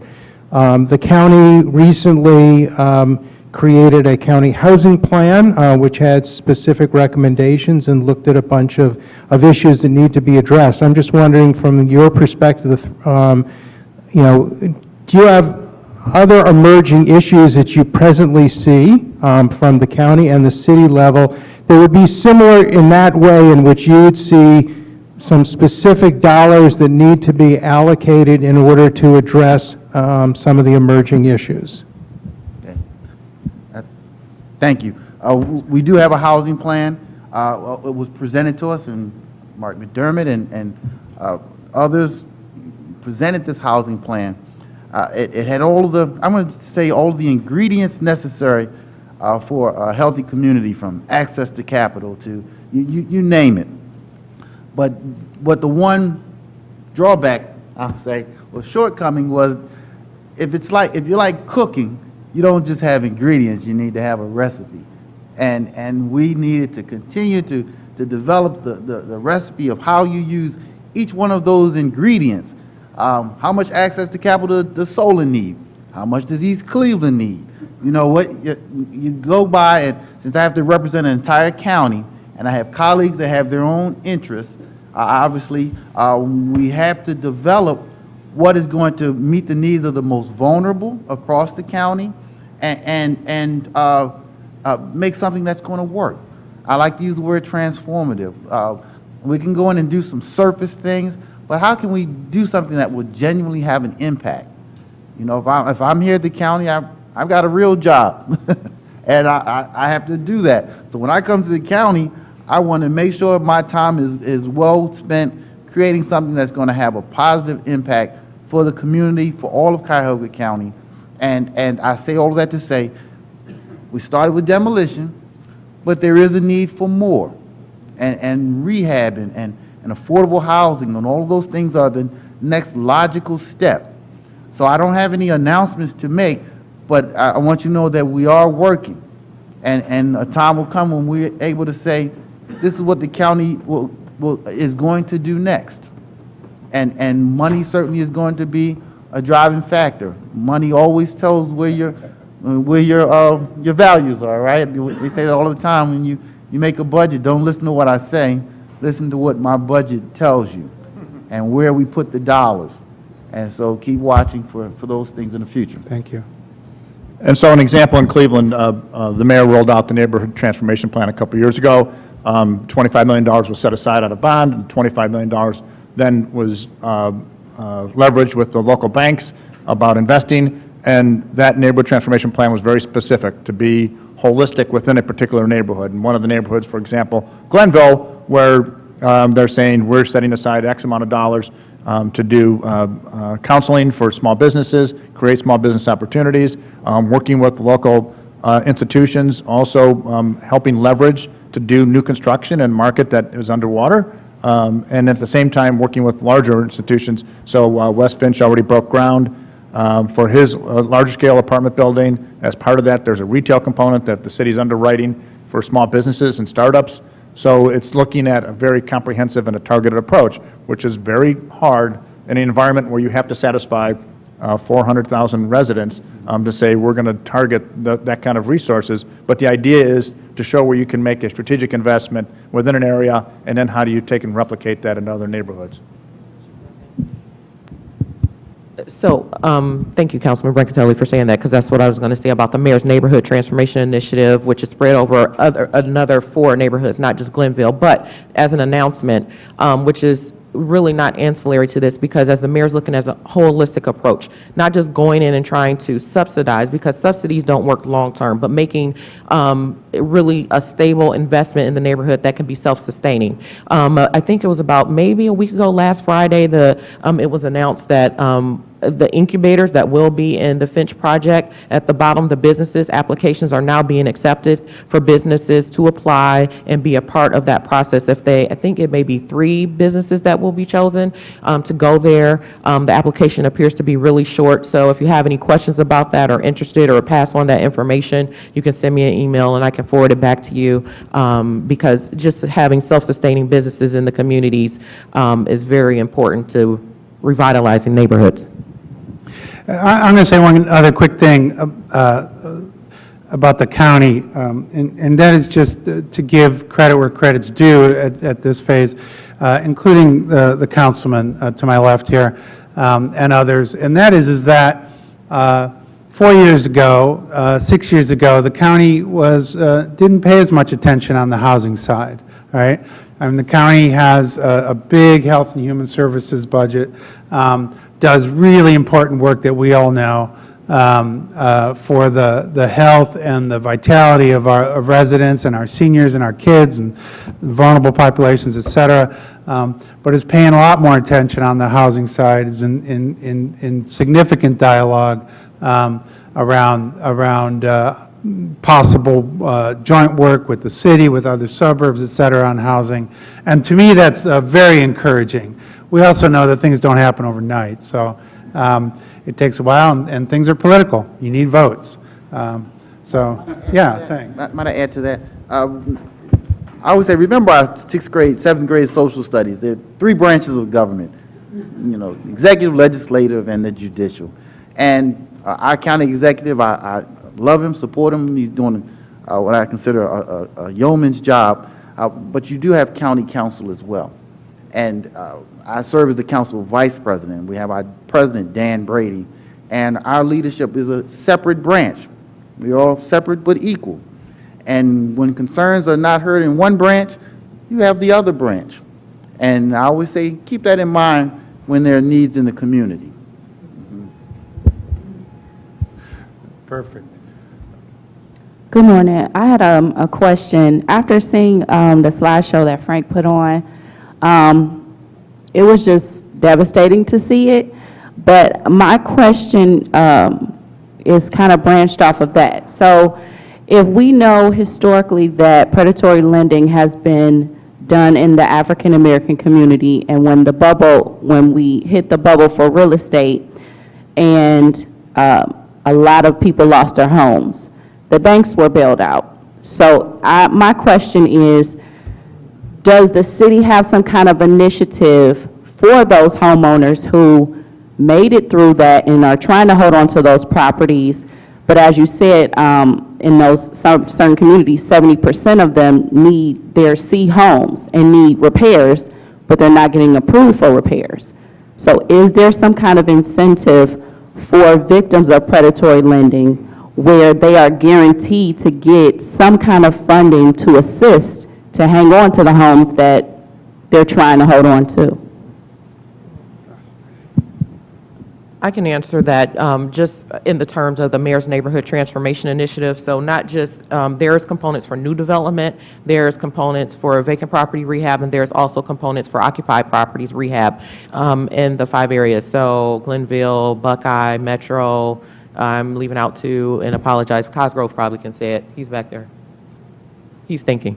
But nevertheless, yes, because that is really a sticky wicket. Also keep in mind that we have programs at the city now, not necessarily focused on people that were victims of predatory lending, but say, for instance, we have a senior initiative at the city where it's interdepartmental, multiple departments get together. You have like the SHAP program, you have home repair. So there are programs now that help people. But I think where the problem really is those C, D, and F properties. Keep in mind, D and F properties aren't just vacant properties. There are people living in those from time to time that need help, but the amount of repair is so much more than the home value. If you look at the average home value on the east side was $20,000, but if the amount of repairs are $40,000, that's essentially a new house, right? So that comes to be the problem as well with the lending, that you're not going to lend for more than the value of the property. Other question?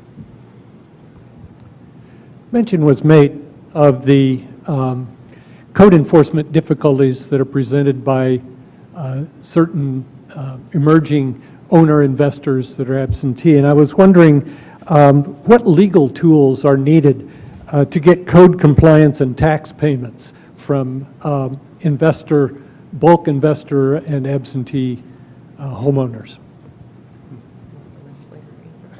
Well, yeah, first, this is a common question, and especially on the city side. As most folks know, that real estate, a lot of what governs what we can do is through the state. So when we talk about LLCs owning properties, when we talk about the emergence of quitclaim deeds, back and forth, traded like bubblegum cards, which make code enforcement virtually impossible in some cases, we really need the state to step up and, one, help drive the county in a direction of saying, okay, we need you to hold up this transfer of these deeds until you have bona fide and responsible parties who put their name on there, not just a corporation that they hide from. But we need a lot of help from the state to help drive the county, because the county takes direction in the real estate side from the state.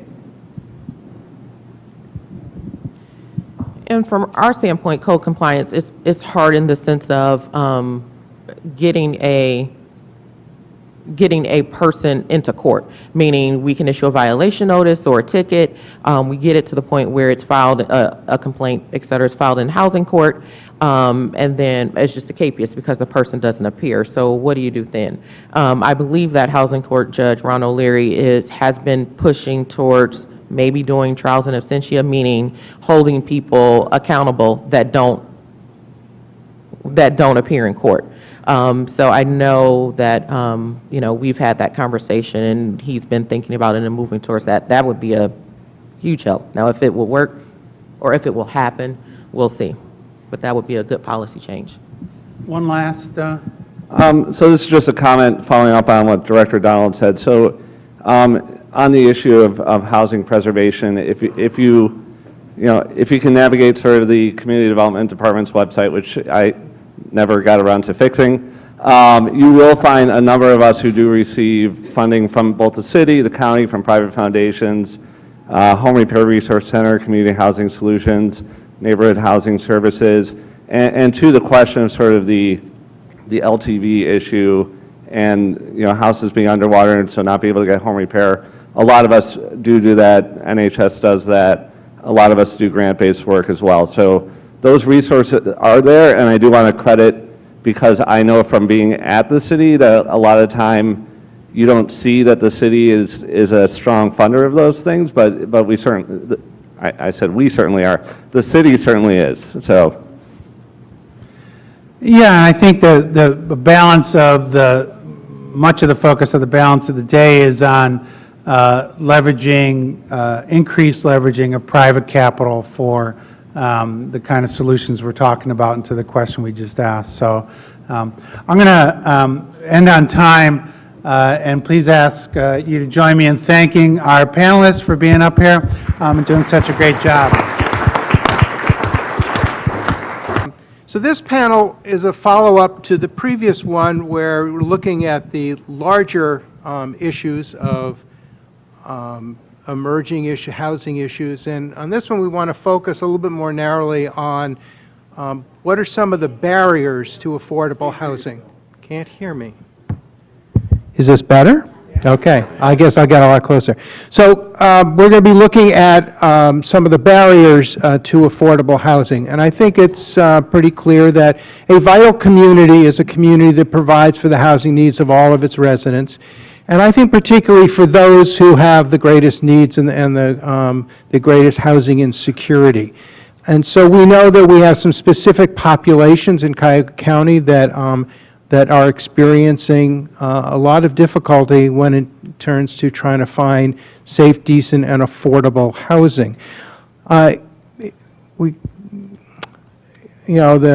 We all learned early on in life that food, clothing, and shelter are the three basic needs that we have. I think it's very interesting that as a federal policy, when it comes to food, anybody who meets certain financial guidelines is able to receive food stamps to make sure that at least they have a minimum amount of food. When it comes to housing, on the other hand, it's very interesting, and it reminds me of when we were growing up, if you ever played musical chairs, and each time the music stopped, one person didn't have a chair. Well, in Cuyahoga County, it's actually every time the music stops, 6 people are vying for one chair. We have over 60,000 people who qualify for the Section 8 program, means they're at 80% of the median income, and we have about 13,000 housing vouchers. So your chances, and you get to go into a lottery, and then what we're going to hear today is that even if you get that golden ticket, it sometimes isn't that golden because of some of the barriers that you face. In addition to that, we've got about 86,000 households in Cuyahoga County that have a rent burden, which means by HUD standards, they're paying more than 50% of their income towards their rent.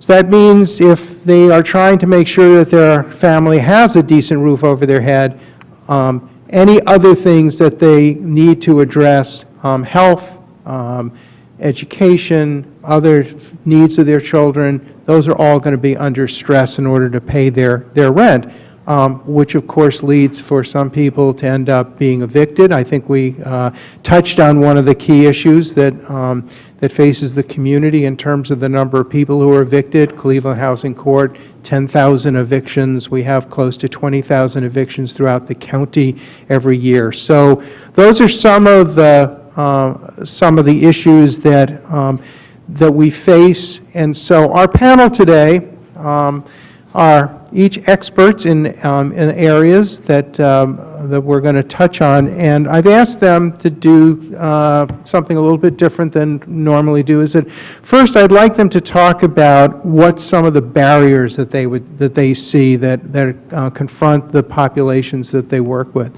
And then we'll go around a second time to talk about what are some of the solutions. Who are the people who may be responsible for addressing some of these? What are some of the policy changes or ways in which we might begin to address and remove some of the barriers that we face? So today we have Jeffrey Wade, and we have, as Mark pointed out, very long and complete bios, but instead of taking a lot of time to address all that, I'd like to just indicate who we have today. And Jeffrey Wade serves as the Associate General Counsel and Director of Risk and Safety Management for Cuyahoga Metropolitan Housing Authority. If you want to talk about risk management, you can discuss that with him later.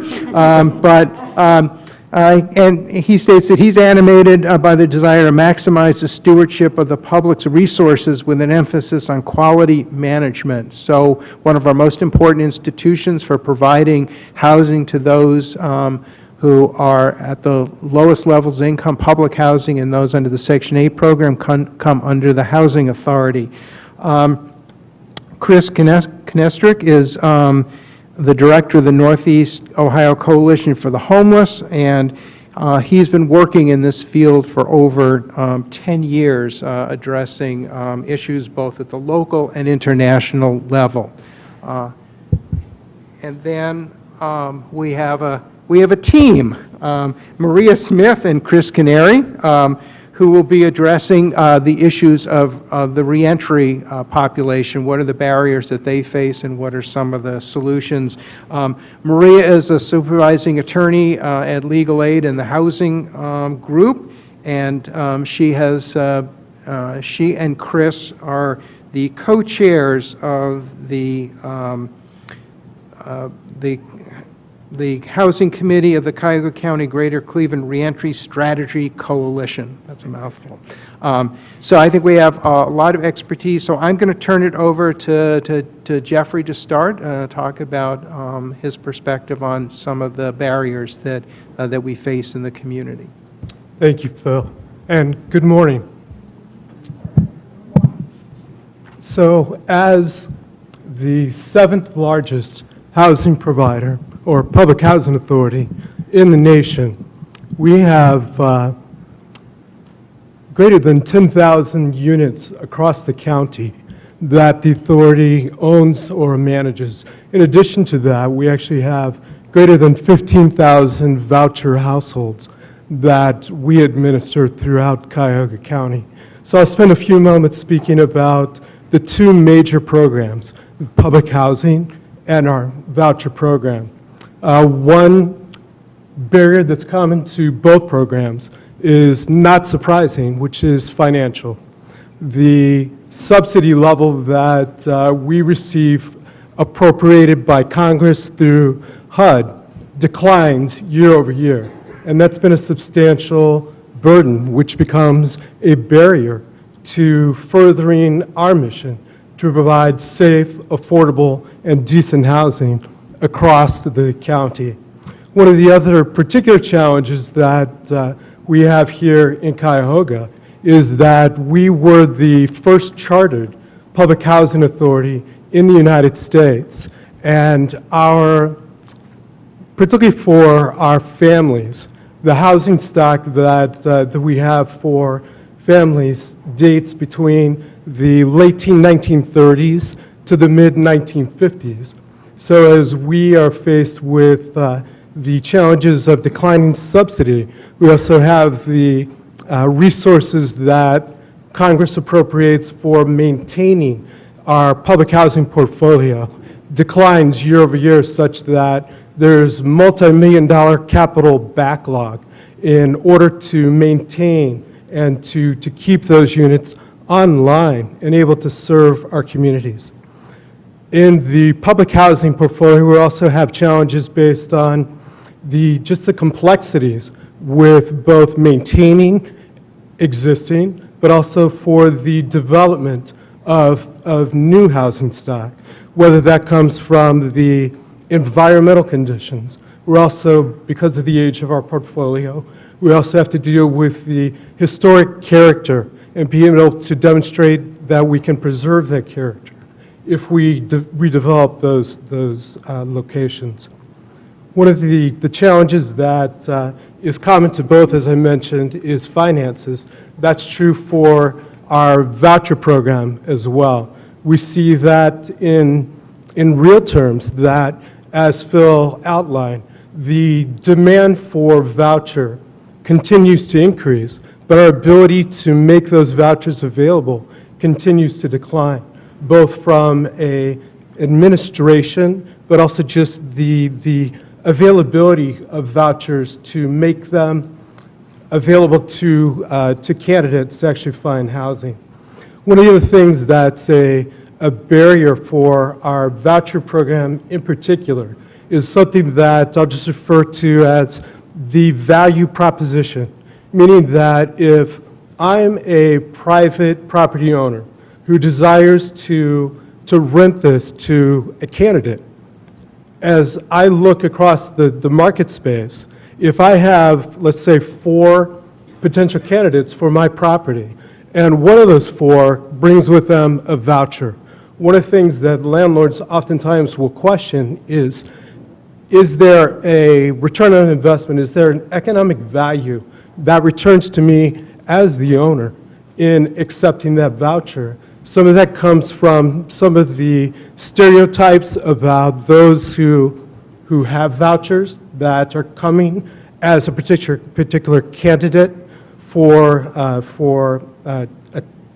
occupy the unit. But the other is oftentimes misconceptions about the program itself and how it operates, because you're introducing really a third party into what's traditionally a 2-party relationship, which is typically landlord to tenant. So if you're not a landlord that has experienced a voucher in the past, your question becomes, well, now that we introduce the government, what does that dynamic, how does that change the value proposition for me as a landlord? So you have those aspects. That also can be true at a macro level with the municipalities. Many municipalities question whether an influx of families with vouchers will change the market dynamics within their community. And we have those that we face as well. So those are the barriers that both the public housing program and some of the barriers that the voucher program encounter. Chris, you want to talk about barriers that the homeless in our community face? Yeah. I want to start by saying that yesterday I had a conversation with a woman named MJ who has 2 kids. Went into the family overflow shelter, slept 30 days on a gym floor with her 2 kids. After that, she moved over to the shelter, the family shelter, that's not the overflow. Spent a month there, got selected for rapid rehousing, as all families do that are homeless in our community. Went around looking for a landlord that would take a rapid rehousing voucher. This is not a voucher that will last forever, but it's a voucher that would guarantee 6 months to that landlord, while this young woman, 19, 2 kids, nowhere else to go, would have that 6 months to try to find a job, make enough money to pay her rent, take care of her 2 kids, and feed her family. It's almost an impossible task in so many ways, and it represents so many people because in our community, one of the things I think we oftentimes don't know is that over the last 3 years, we've seen 30% increases in families coming into the shelter system in Cleveland, right? And that represents 25 to 30 families currently in overflow and another 40 families waiting just to get into overflow. And so this conversation around affordable housing is the utmost importance right now, and it's needed to find solutions to the problem that seems so unrelenting in our community, which is the reality is that families are not finding affordable housing.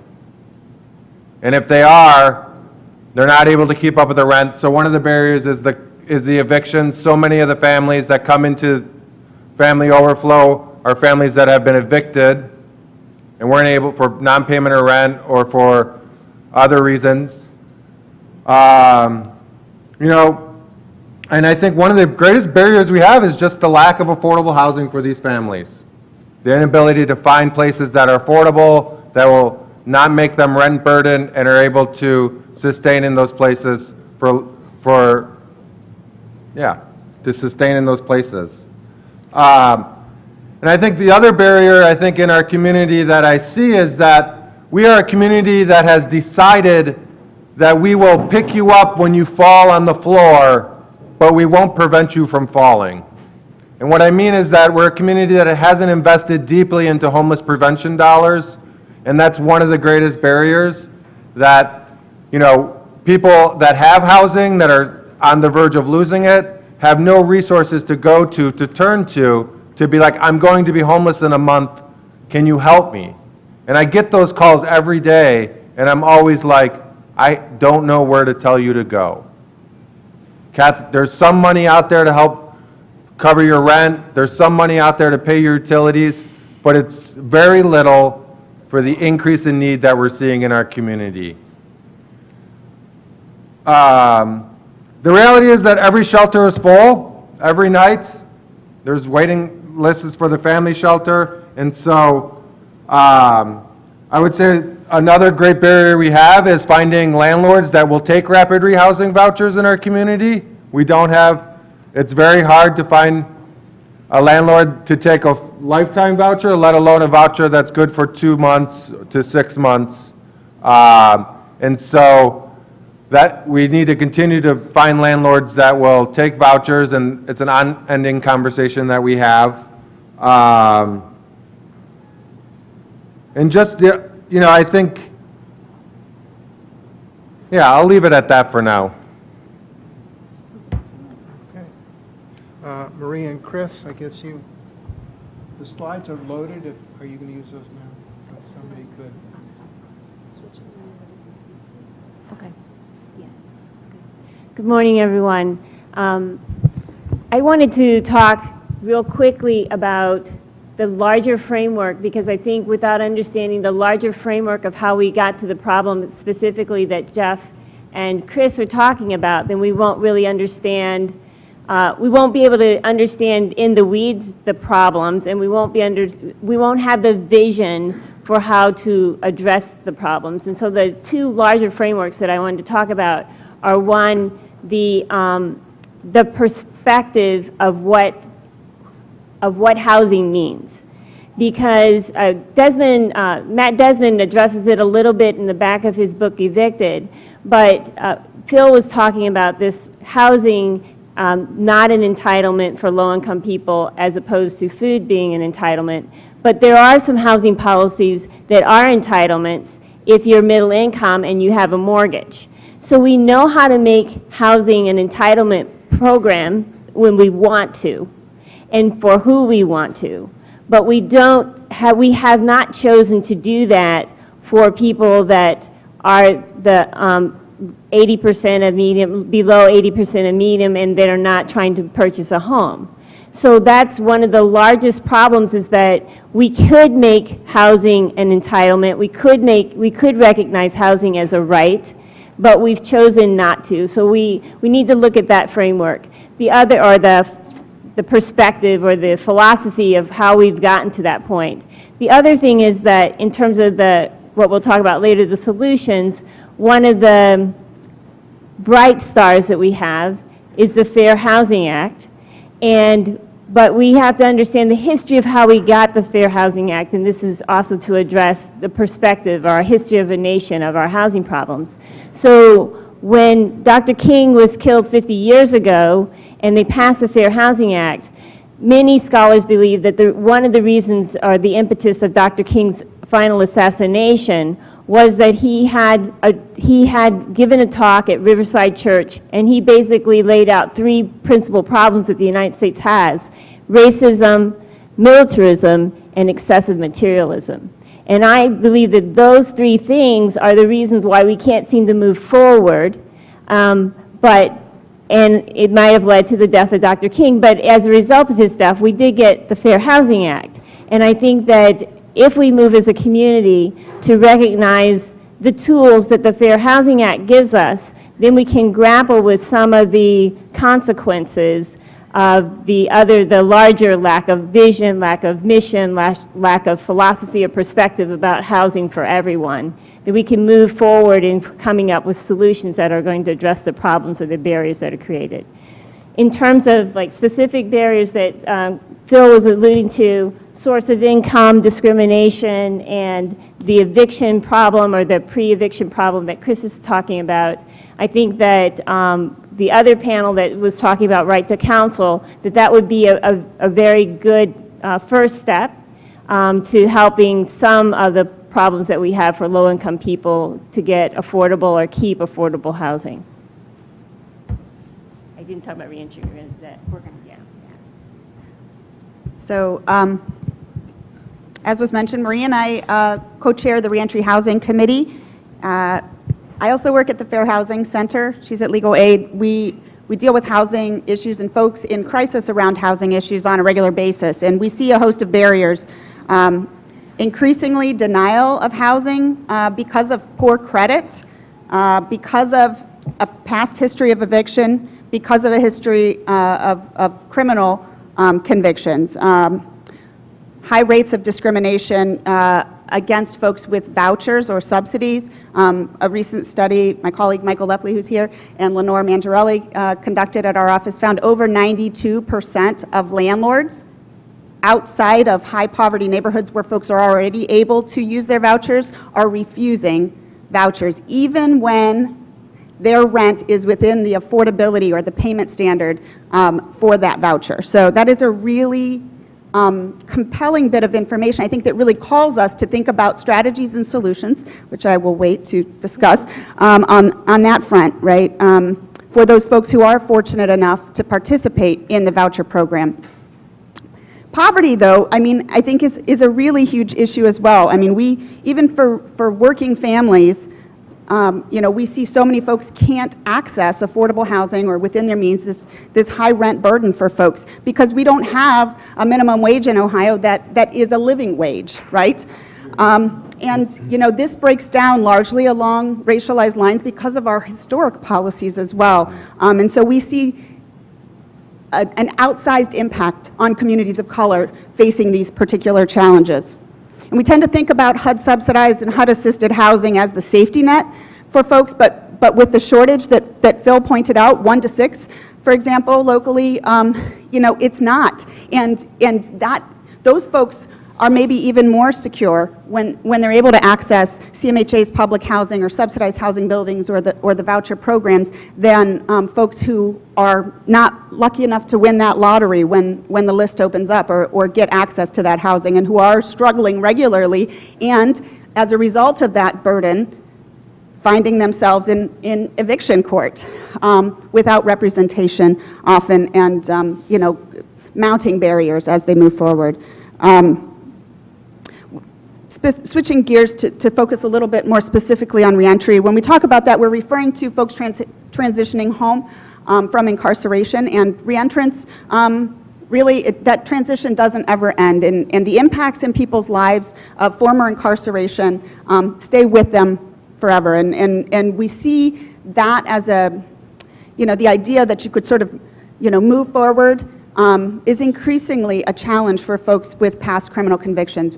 Housing providers are more and more routinely screening for criminal history and excluding folks forever. We're creating total, systems of haves and have-nots along these lines of credit, eviction, and criminal background. Like poverty, poor credit, eviction, and homelessness, mass incarceration impacts people of color at significantly higher rates. Black folks in Ohio, for example, are 5.5 times more likely to be incarcerated than white Ohioans. The difference does not result from significant differences in rates of criminal activity by race, but from a bias in our criminal justice system, from police profiling, from who's got access and who doesn't have access to resources for a proper defense, and things of this nature. We can't, we look at things like credit history or criminal background screening, we say, oh, this is neutral because I apply this rule to everyone. But when we see the impact on the communities, who are included and excluded by these policies, we can see that it is not a neutral policy. And so I think we really need to look to solutions that take affirmative measures. So HUD in 2016 released some guidance which has been very helpful to advocates and to reentrants themselves in clarifying the, sort of what the civil rights implications are of criminal background screening with respect to housing policy. And they said landlords and property management groups that have a blanket ban that just say, if you have a felony conviction or if you've got a misdemeanor in the past 10 years, you can't rent here until that time has passed, for example, right? Or who just say, we don't rent to anybody with evictions or convictions. That's a line I hear frequently from landlords. That those policies are inherently discriminatory and will violate the Fair Housing Act. And so HUD calls for housing providers to conduct an individualized assessment that takes into account the age of the person at the time, the nature of the offense, what somebody has been doing with their life since that time, all kinds of things, a more holistic, and person-centered approach to remedy that. And so that's sort of a silver lining and a piece that we've been working on both in the assisted housing market and in the private housing market in our advocacy. I will say that just as an example, the City of Seattle has enacted an ordinance which they call their Fair Chance Housing Ordinance, and they cite to all kinds of arguments some very compelling data, and I won't repeat everything, but just to say nearly half of all children in the U.S. have a parent with a criminal record, right? 1 in 3 adults has an arrest or conviction record. And people with stable housing are more likely to successfully reintegrate into society, right? And less likely to reoffend. And if we really want to address childhood poverty rates, we need for a child's parents to be able to get employment, to have stable housing, and to be able to provide for their families. And so we have to think about this in a bigger picture. But the Seattle ordinance does prohibit entirely the use of criminal history as a consideration or factor with respect to tenancy selection and screening in private markets as well as assisted, excluding the HUD-mandated regulations of the voucher program and public housing programs. And so I think that's something that we could think of and look to. I'll pass the mic over to Maria, and she can talk a little bit about the work we've done in the study of assisted housing in Cuyahoga County. And we've got a number of folks in the room here today, Andrew, Claire, Chris, who are also part of the committee who's been working on this.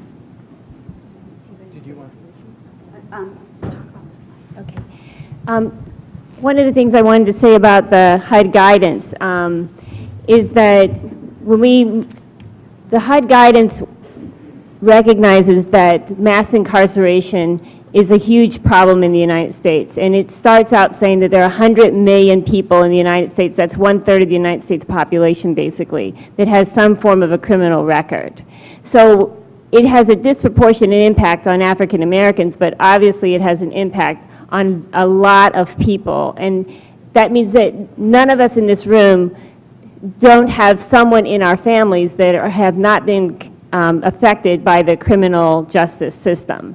And one of the things that we recognize is that a large part of the mass incarceration has been our previous perspective about whether drugs should be criminalized and the impact that that's had on the African American community. So we'll see in a couple of our slides what it means in terms of project-based Section 8 housing. I wanted to ask the people that worked on this, so what we did was, if you would stand up so people could see how many readers we had on this. We had Andrew and we had Claire.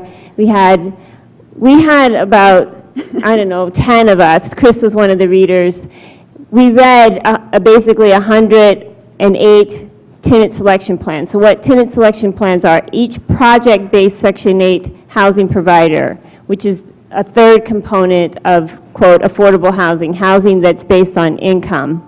Your income is how they calculate your rent. We read these plans that each housing provider has their own tenant selection criteria. We read the criminal background portion of them to determine what were the barriers that were put before people that are applying for that kind of housing. So Jeff and Phil have already talked about one of the principal barriers is that there's just not enough of that kind of housing. But once you get to the place where you're applying for it, what's the barrier that's going to keep you out? So the way we did it was we tried to quantify it so that if it were an absolute barrier, it would be the 99-year look-back period. So I'm going to try to look at what you're looking at. But so for felonies, of the plans that we, wait, I have it right here in front of me. I'm sorry. So for felonies, of the plans that we read, 32 of the plans meant that there was an absolute bar. They didn't give any kind of time period. That means forever you would not ever qualify for that housing, which that means that it doesn't meet the standard that HUD has put forward in the guidance that they issued in 2016. So we've kind of given the short version of what should happen, but under the guidance, it's really the landlord's obligation to show that the rule that they had is substantial, material, and legitimate for having a barrier for a person.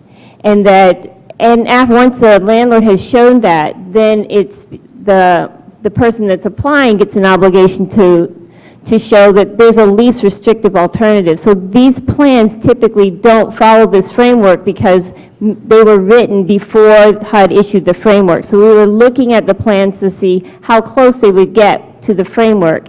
And as you can see, the majority of the housing providers have an absolute bar for a felony conviction. So they're not even close to articulating any kind of reasonable reason to keep someone out. So that means if you have a conviction that's 15 years old or 20 years old or 30 years old, and you're applying for, say you're applying for elderly housing, you did something when you were 19, 32 of those providers you wouldn't qualify for housing. And then it goes down the line as you can see. So the next one, the misdemeanor. Now this was the shocking part for us because many people plead down to misdemeanors thinking that that's going to help them. And it may be true in the employment arena, but as you can see, for project-based Section 8 housing providers, it's not a help. It has even a larger collateral consequence than a felony conviction, which is an irony. Well, I'm not sure how to explain it, except that maybe some of those misdemeanor kinds of conduct are the kinds of conduct that landlords are concerned about. The other thing is that I think that a lot of the misdemeanors are the criminalization of conduct that relates to being homeless. So like public urination, or there are people that get criminal trespass convictions because they're sleeping in private places. Like I'm representing a gentleman that had 2 criminal trespass convictions because he was sleeping in his car when he was homeless, and someone called the police on him, and he was on like the back of a McDonald's lot, and so he was convicted of criminal trespass, and so it's keeping him out of project-based Section 8 housing. It doesn't make a lot of sense, no. And then the last one, the drug use, again, we've really been able to see the difference between when black people are convicted of drug crimes and when white people start being convicted or using drugs, because in one instance it becomes a crime, the next instance becomes a medical epidemic. And so the whole perspective about criminalizing drug use has a very severe consequence on housing, and there's 2 federal laws that should come into play. One is this, what we're talking about, the Fair Housing Act, but also people should be able to access a reasonable accommodation if they're no longer using drugs, and there are a lot of landlords that really don't look at whether a person is currently using. They're just looking at the indication that they have a previous drug history, and they're automatically denying. And many of the people that are applying don't know to ask for reasonable accommodation, so that the landlord should look past the criminal conviction that resulted from their addiction, where now they're sober and clean. And that's where Fair Housing Center is very, very helpful in making sure that people are protected from that kind of discrimination. Okay, thank you. So now so we've outlined the problems, overwhelming, but now to try to turn to some of the solutions. I'd just like to add one other barrier, which is I think that unfortunately when we think about housing, we put it in a silo. Just an example would be that Cuyahoga County, as mentioned earlier, gets, through the taxes, the Health and Human Services budget. Many of those programs include a housing component. One example would be foster care for children. The county does not go out when they place a child into a home to assess whether or not that home could have lead. The county is going to be investing a significant amount of money in early childhood education.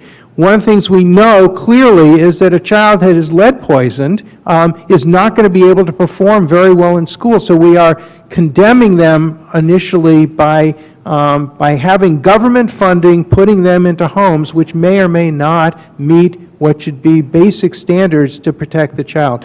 So we also need to have a paradigm shift in the way we think about housing. It doesn't stand alone. It's not just code enforcement. It's just not a question of being out there as something that we think about either being good or bad. It actually, in terms of neighborhood stability, family stability, the impact it has, and we have many programs that touch on housing in which we don't think about how we could actually use those programs more effectively. So I think that's another barrier that we need to address.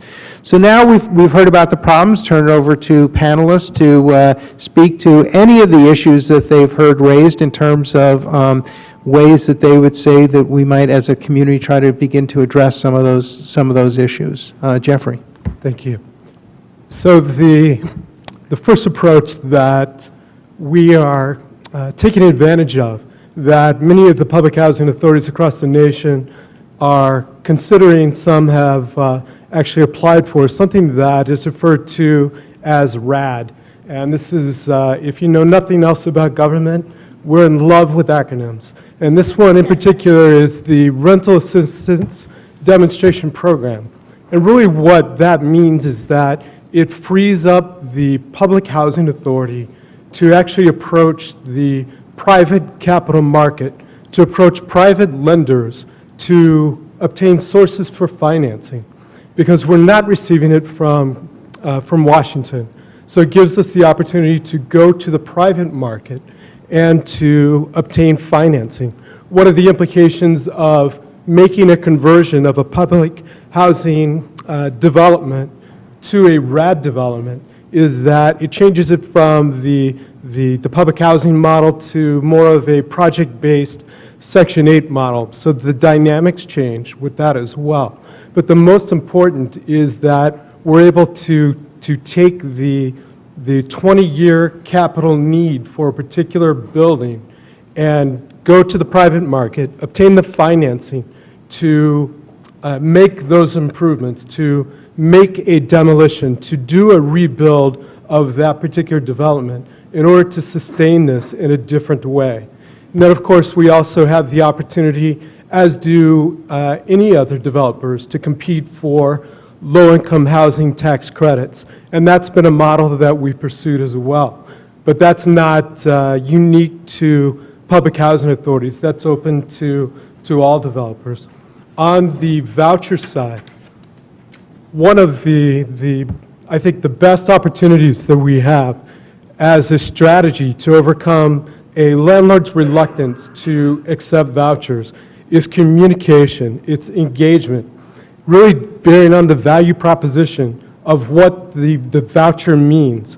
So this can come about through aggressive landlord outreach. Also, some of the things that have been considered are perhaps incentives to landlords to accept vouchers. But again, that would imply that you have additional resources to contribute to that. One of the things that we need to do more of is to demonstrate that there is continuity in the rental stream, the income stream, as well as the periods of tenancy or occupancy from voucher holders that exceeds that of the private market. Some of the features and advantages of accepting a voucher is that the housing authority portion is deposited electronically into the designated landlord account, and they receive that at the first of the month. So they're not pursuing a tenant for that portion. Also, studies indicate that voucher families remain in their rental units longer than non-subsidized families. So the advantage to landlords is that they experience lower turnover rate. And for turnover for a housing provider is you're lowering your operating costs. You're not having to prepare a unit for new tenant, for a new family. So to avoid those vacancies decreases costs. Also to demonstrate that those as families who have vouchers, that process is both Chris's and Maria have outlined, is a difficult process. You go through oftentimes a lottery to even be placed on the wait list. We just have in the past 90 to 120 days both opened and closed our wait list for the general voucher population. So we had greater than 30,000 families competing for 10,000 spots on a wait list. And that wait list can then be worked or gone through for a period of years. So that it's a very, very difficult process to get onto a list to eventually obtain a voucher and to demonstrate to landlords that voucher families have a great disincentive to violate the terms of their lease, because that process to obtain a voucher is so difficult, it's so valuable to those families that it creates disincentives for them to violate the terms and conditions of their lease.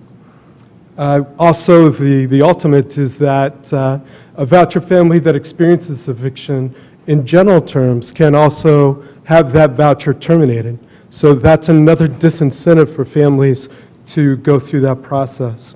One of the other strategies that we are considering, and particularly in connection with something that I know that Chris Canary is very excited about and she'll share more about, is in terms of mobility and adopting what are known as small area fair market rents and going away from the MSA approach and recognizing that locales, meaning, for example, Lakewood on the west side or Cleveland Heights on the east side, have different dynamics in their market that will set rents.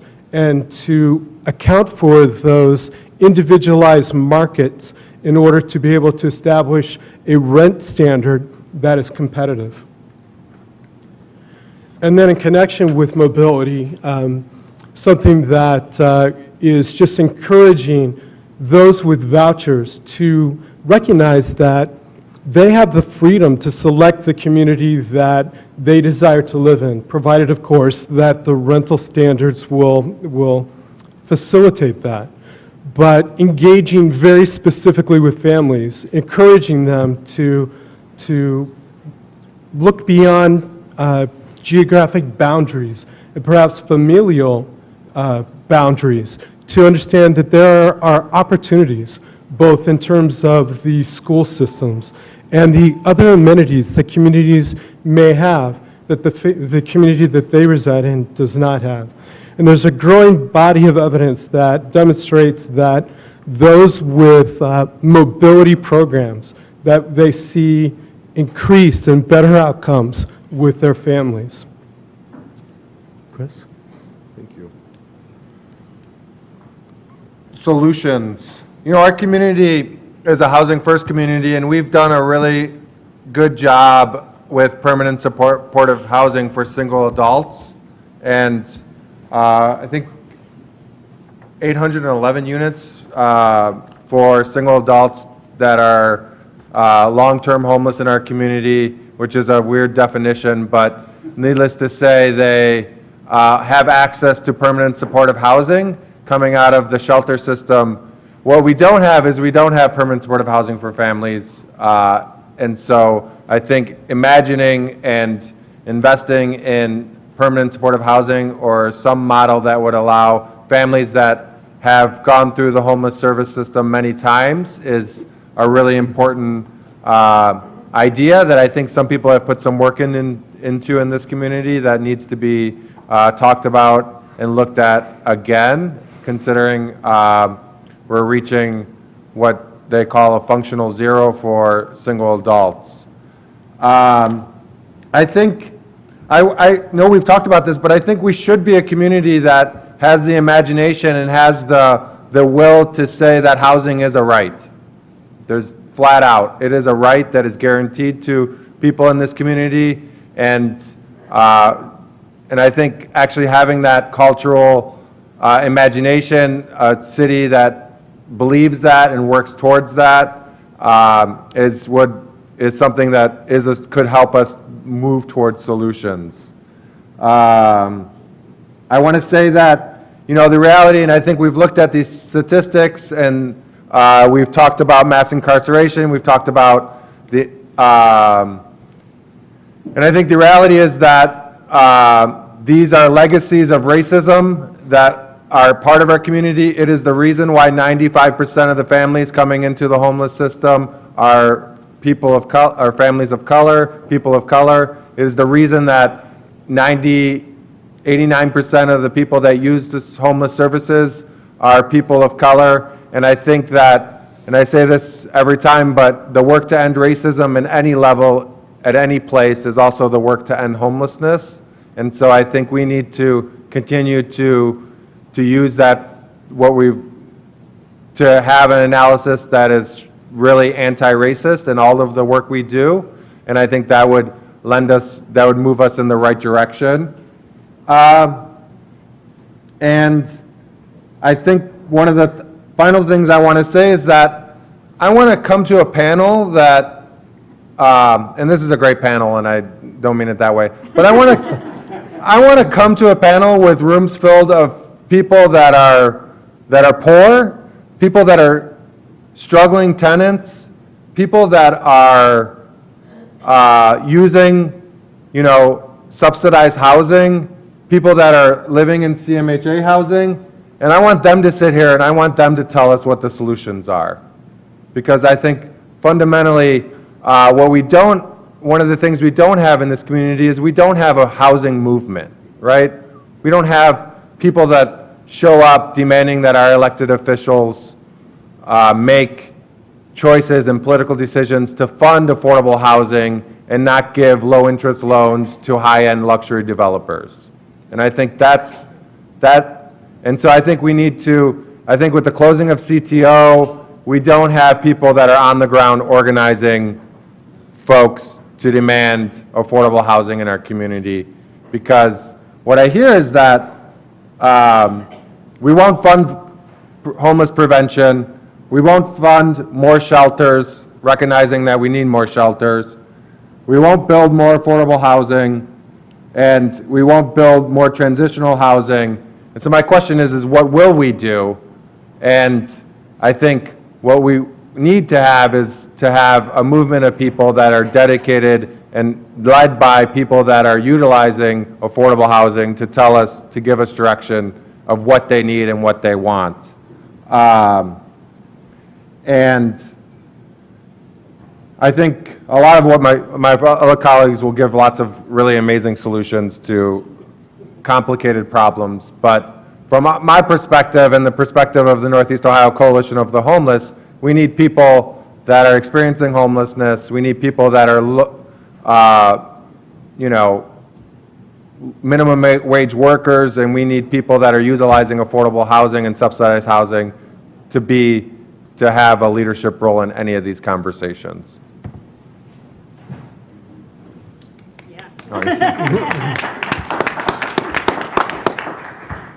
I'm clapping because I essentially wanted to say that in a less direct way. But in the same with the reentry population needs to be listened to and organized so that they can address this. Basically what we need is the end of collateral consequences for criminal convictions, because the insanity of the consequence and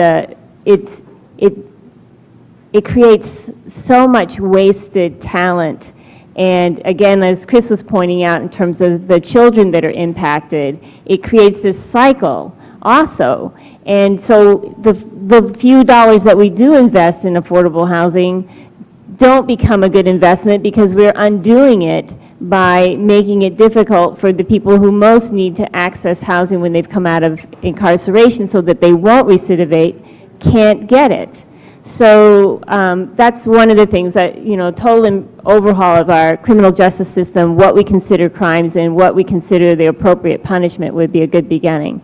But to get down to some of the issues about the voucher and the source of income discrimination, those that want to use the voucher in different places, there are a couple of barriers that I think in this room we could probably solve with some focused attention in a month. People need to be able to access the security deposits that landlords are requiring in areas that people typically would not move to, but for the fact that they have a voucher and they'll be able to afford the rent.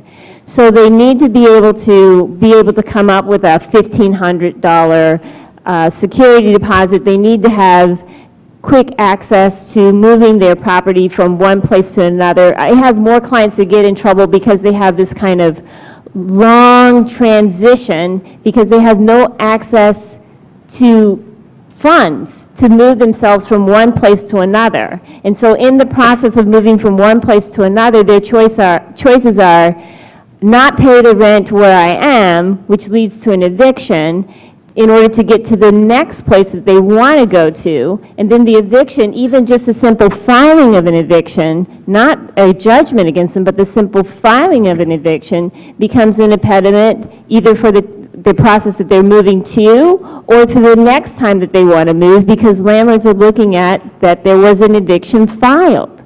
So, so access the funds to help people move from one place to another.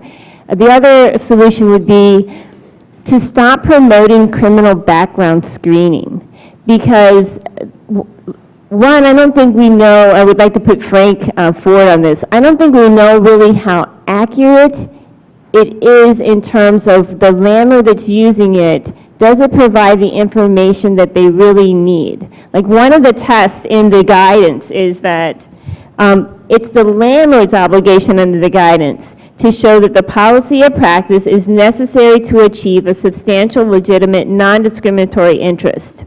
And the landlord's supposed to be able to prove through reliable evidence that its policy or practice of making housing decisions based on criminal history actually assists in protecting resident safety or property. And so we've been approaching this like just assuming that the landlord can meet that test, and we're going to the landlord saying, well, give our clients an opportunity to show an individualized assessment that they can meet all the requirements, that they're going to fulfill the requirements. But actually, we've skipped over the most important part. The landlords need to be telling us why they need those rules in the first place. And they need to be able to show us that there's evidence that proves that they need the specific rule. And in terms of the criminal background screening, we really need to know as a community, how accurate has it been? Because the ones that I see, what the criminal background screening companies do is they do potential matches. So they'll match as to similar birthday. They'll match a similar name. They'll match as first name, location. I mean, they have all kinds of permutations, and then landlords take that information and they just cut to the chase. Well, it might have been them, so I'm denying. And so I think we really need to stop the criminal background screening, just like the employment arena had a movement of ban the box. We really need to get landlords to figure out what is it essentially that you need to know, and does it really have to include a criminal background screening? So. Okay, I'll cheer on all the things we've heard from the others on the panel, and maybe just add briefly to it. I think we've had racially informed government policies that have led to such a divided society. We are, by all measures, among the most segregated communities in the country, and we're not going to resolve our local problems with race-neutral policies. And so I think we really need to be mindful and incorporate, as the others have suggested, that mindset and that mentality that we're working towards integration, we're working towards being one whole, healing community together. Some things that we might look at specifically, I think Phil touched on lead-safe housing as a priority. Folks may be aware, if you're not, the county passed a countywide fair housing ordinance. They added sexual orientation and gender identity as two protected classes that don't exist at the federal or state level. We can expand upon this ordinance, right, to add protection for folks who have vouchers, whether it's the rapid rehousing voucher, housing choice voucher, or other sources of income like Social Security, for example. Some housing providers don't like to rent to somebody on Social Security just because of a concern about being able to garnish their income, right, after the fact, that they say not collectible, right? So source of income protection countywide would be a key critical component for us to help facilitate integration and address the high rates of discrimination against participants in these subsidy programs that Chris and Jeff have both discussed. I think also looking at the right to counsel, we've talked about that, so critical in terms of preventing evictions from showing up on people's records, right? And eliminating nuisance ordinances, which lead to more criminal records for families. And really committing to emergency assistance, like getting ahead of the curve, not just after folks are homeless, providing assistance ahead to help folks avoid that. And one creative solution that folks have employed in other communities is to reduce discrimination against families with vouchers, or further incentivize landlords to accept them, is to provide property tax relief. Some degree of property tax relief for housing providers who have a tenant in the property who's a participant in one of the voucher programs. Lastly, I'll say, again, looking back to the county ordinance, that this is an opportunity for us to think very critically about steps that we can take to help promote reentry. We have the County Office of Reentry, which is phenomenal. They're doing a lot of great work, but I think that the county can do more, and in the ordinance we should consider amending to add source of income and protections from discrimination based on criminal history. Thank you. While lunch is being set up, I think we have time for like 2 questions. So are there any questions from the audience or proposed solutions? Yep, over there. Microphone.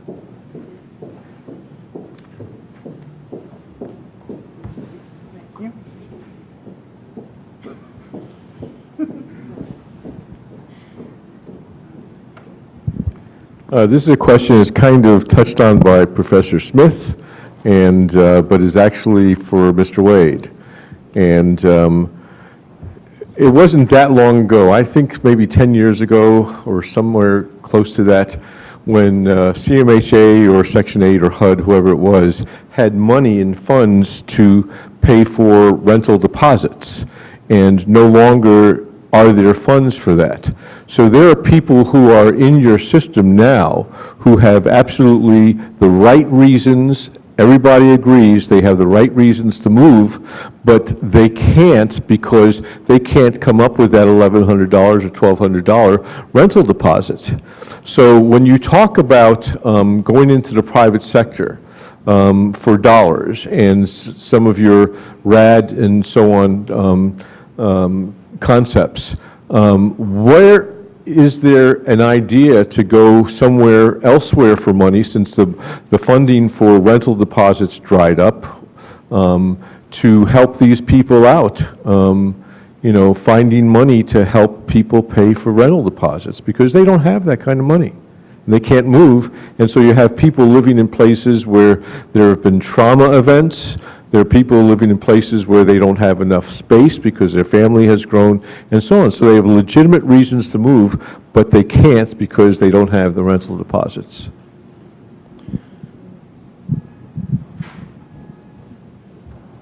I don't have a clear answer on what the source of that funding was for deposits in the past. I'm going to speak to what's true in the present, is that we have no funding stream that provides for that. The operating subsidy that we receive from HUD on the public housing side hovers around 86 cents on the dollar, meaning that for every dollar that's required to operate the housing authority, we only receive 86 cents to do that. So we're constantly operating at a deficit. My understanding of the previous programs is that it was a collaboration with other entities, whether it's the county, the city, not-for-profits.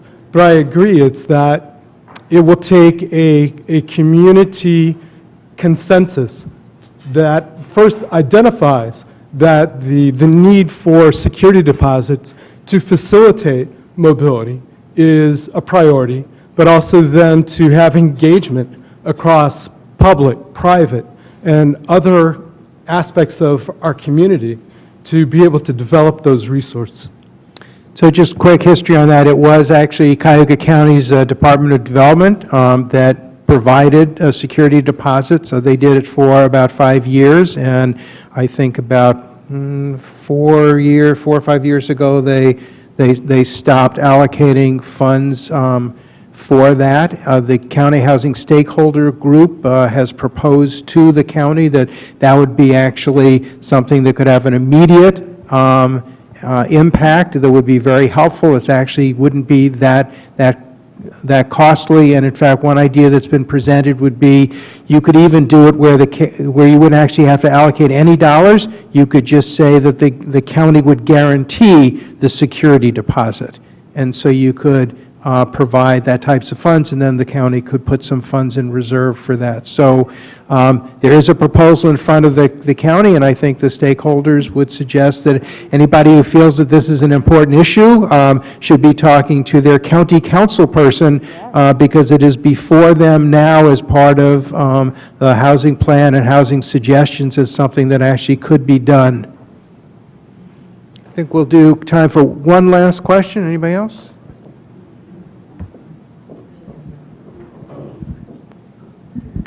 I just have a quick one for Jeff, if no one else has a question. When you talked about RAD and moving things to project-based vouchers, does that increase the number of project-based vouchers in the community, or does that just mean that you're shifting vouchers from something else to this project? Sure, thank you. It's not a net loss, but it's neither a net gain. It's just a one-for-one conversion where you're taking something that previously was on the public housing side of it and converting it to project-based voucher. So it's neither a loss nor a gain. Okay, so I said that was the last one, but they're still setting up. So we'll take one more since you had your, yeah, Camel. Wait, we need, we need to get you on the recording, so. This is for Chris with a C. Chris, you mentioned that even in this time of an supposedly improving economy, we are seeing more homeless families. What do you attribute that to? I think all the reasons we've discussed here. I think I contributed to, you know, the lack of increase in the minimum wage. I think the lack of access to affordable housing. And so, I mean, I think when we look at where people are coming from, like it's mostly for non-payment of rent, that they can't afford their rent and end up getting evicted. So I think, yeah, that's what I contributed to. And I think it's interesting because it's something that we know is happening, right? If we look at the numbers, like 15% increase, 25% increase, I bet if we look at the end of this year, we'll see a 35% increase over the last 3 years of numbers of families that are coming into the shelter system. And there has been no proposed, like no projecting out of like what to do about the continued high numbers of families that are coming into the homeless services from from our county or our city.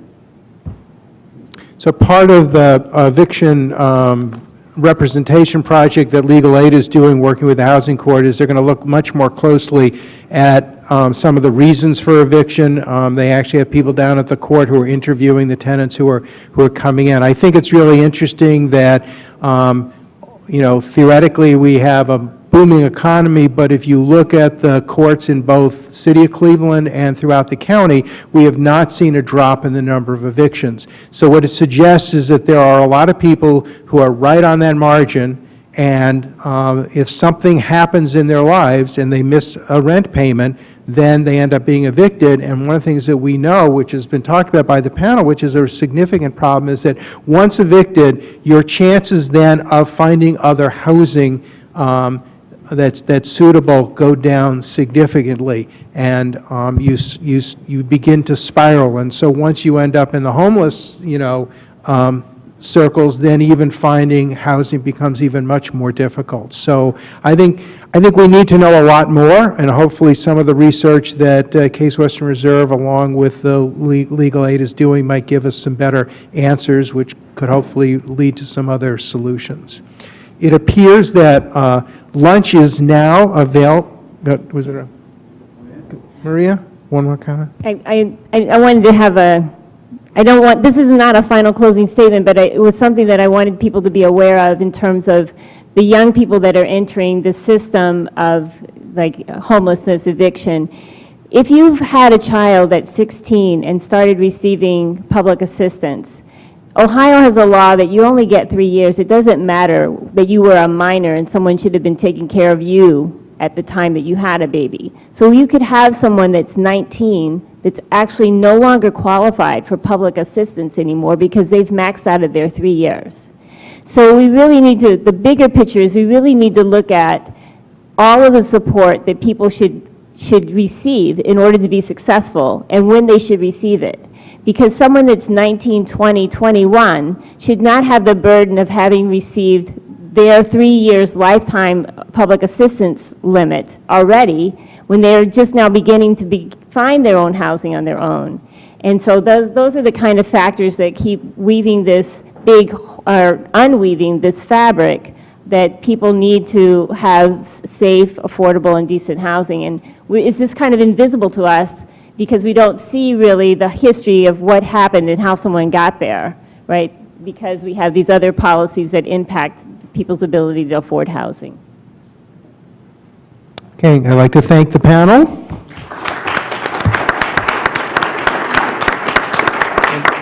And it's an honor and a privilege today to present this year's recognition award to someone who's been a role model to me since I started my job in 2008. The honoree for the 29th Fair Lending and Vital Communities Conference is someone who needs no introduction. His career in community development spans 4 decades and began on Hessler Street in University Circle in the 1980s. As a young Kenyon college graduate contemplating going to law school, he met a young lawyer, Phil Starr, and the two organized the University Circle Tenants Union. Graduating from Case Law School furthered his commitment to grassroots community organizing. In the early 90s, as a professor and researcher for the University of Colorado, he started the Denver Community Reinvestment Alliance, organizing Black, Native American, and disabled populations around banking discrimination. His groundbreaking research on small business lending was cited in a speech by then Attorney General Janet Reno and published in the Wall Street Journal. His career in Cleveland began at the Union Miles Development Corporation, then Neighborhood Progress, and now he serves as Senior Policy Advisor at Western Reserve Land Conservancy. For over 12 years, he's brought together stakeholders and decision makers from governments, nonprofit groups, and educational institutions to sit at the table together every single month to discuss issues related to vacant properties and neighborhood stabilization and to coordinate efforts to improve outcomes. The Vacant and Abandoned Property Action Council serves as a national model for collaboration and best practices. A comprehensive study was conducted by VAPAC on tax lien sales, and the report, which was published in 2015, resulted in numerous policy changes that dramatically reduced adverse outcomes. Most impressively, the 77-page study was the volunteer effort of 16 VAPAC members. This year, our honoree's comprehensive study of the region's housing trends has incorporated a detailed analysis of home sales data, foreclosure trends, and lending on a neighborhood level. Groundbreaking work. Not surprisingly, this has generated national publicity and called attention to our area's uneven recovery divided along racial lines. He has the courage to ask the tough questions and has used his research to prove what we see happening every day in our neighborhoods. He calls attention to disparities and formulates ideas and policies to create equity and fairness. His passion and dedication to Cleveland's neighborhoods is unsurpassed. Please join me as the 29th Annual Fair Lending and Vital Communities Conference honors someone I'm proud to call my mentor and friend, Frank Ford.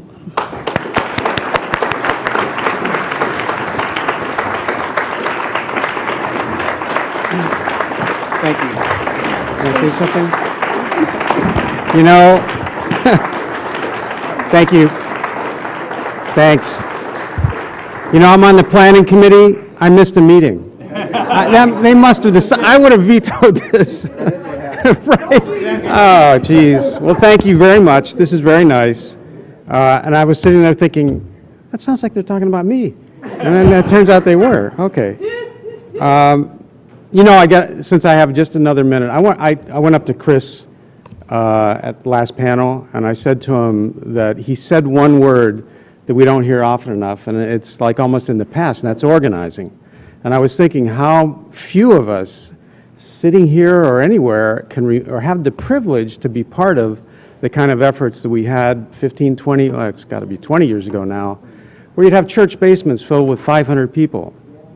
You'd have a meeting like this, but as Chris said, it would be people of color, be people from the neighborhoods, and they'd be holding public officials accountable. We don't have that. The last thing we had was ESOP was doing that, and I don't know if there's another example of it. I don't know where it is, and I don't know what it's going to take to bring that back, but this is a time where sure could use it. So, but anyway, I want to thank all of you. This is very nice. Really appreciate it very much. Thanks. Yeah.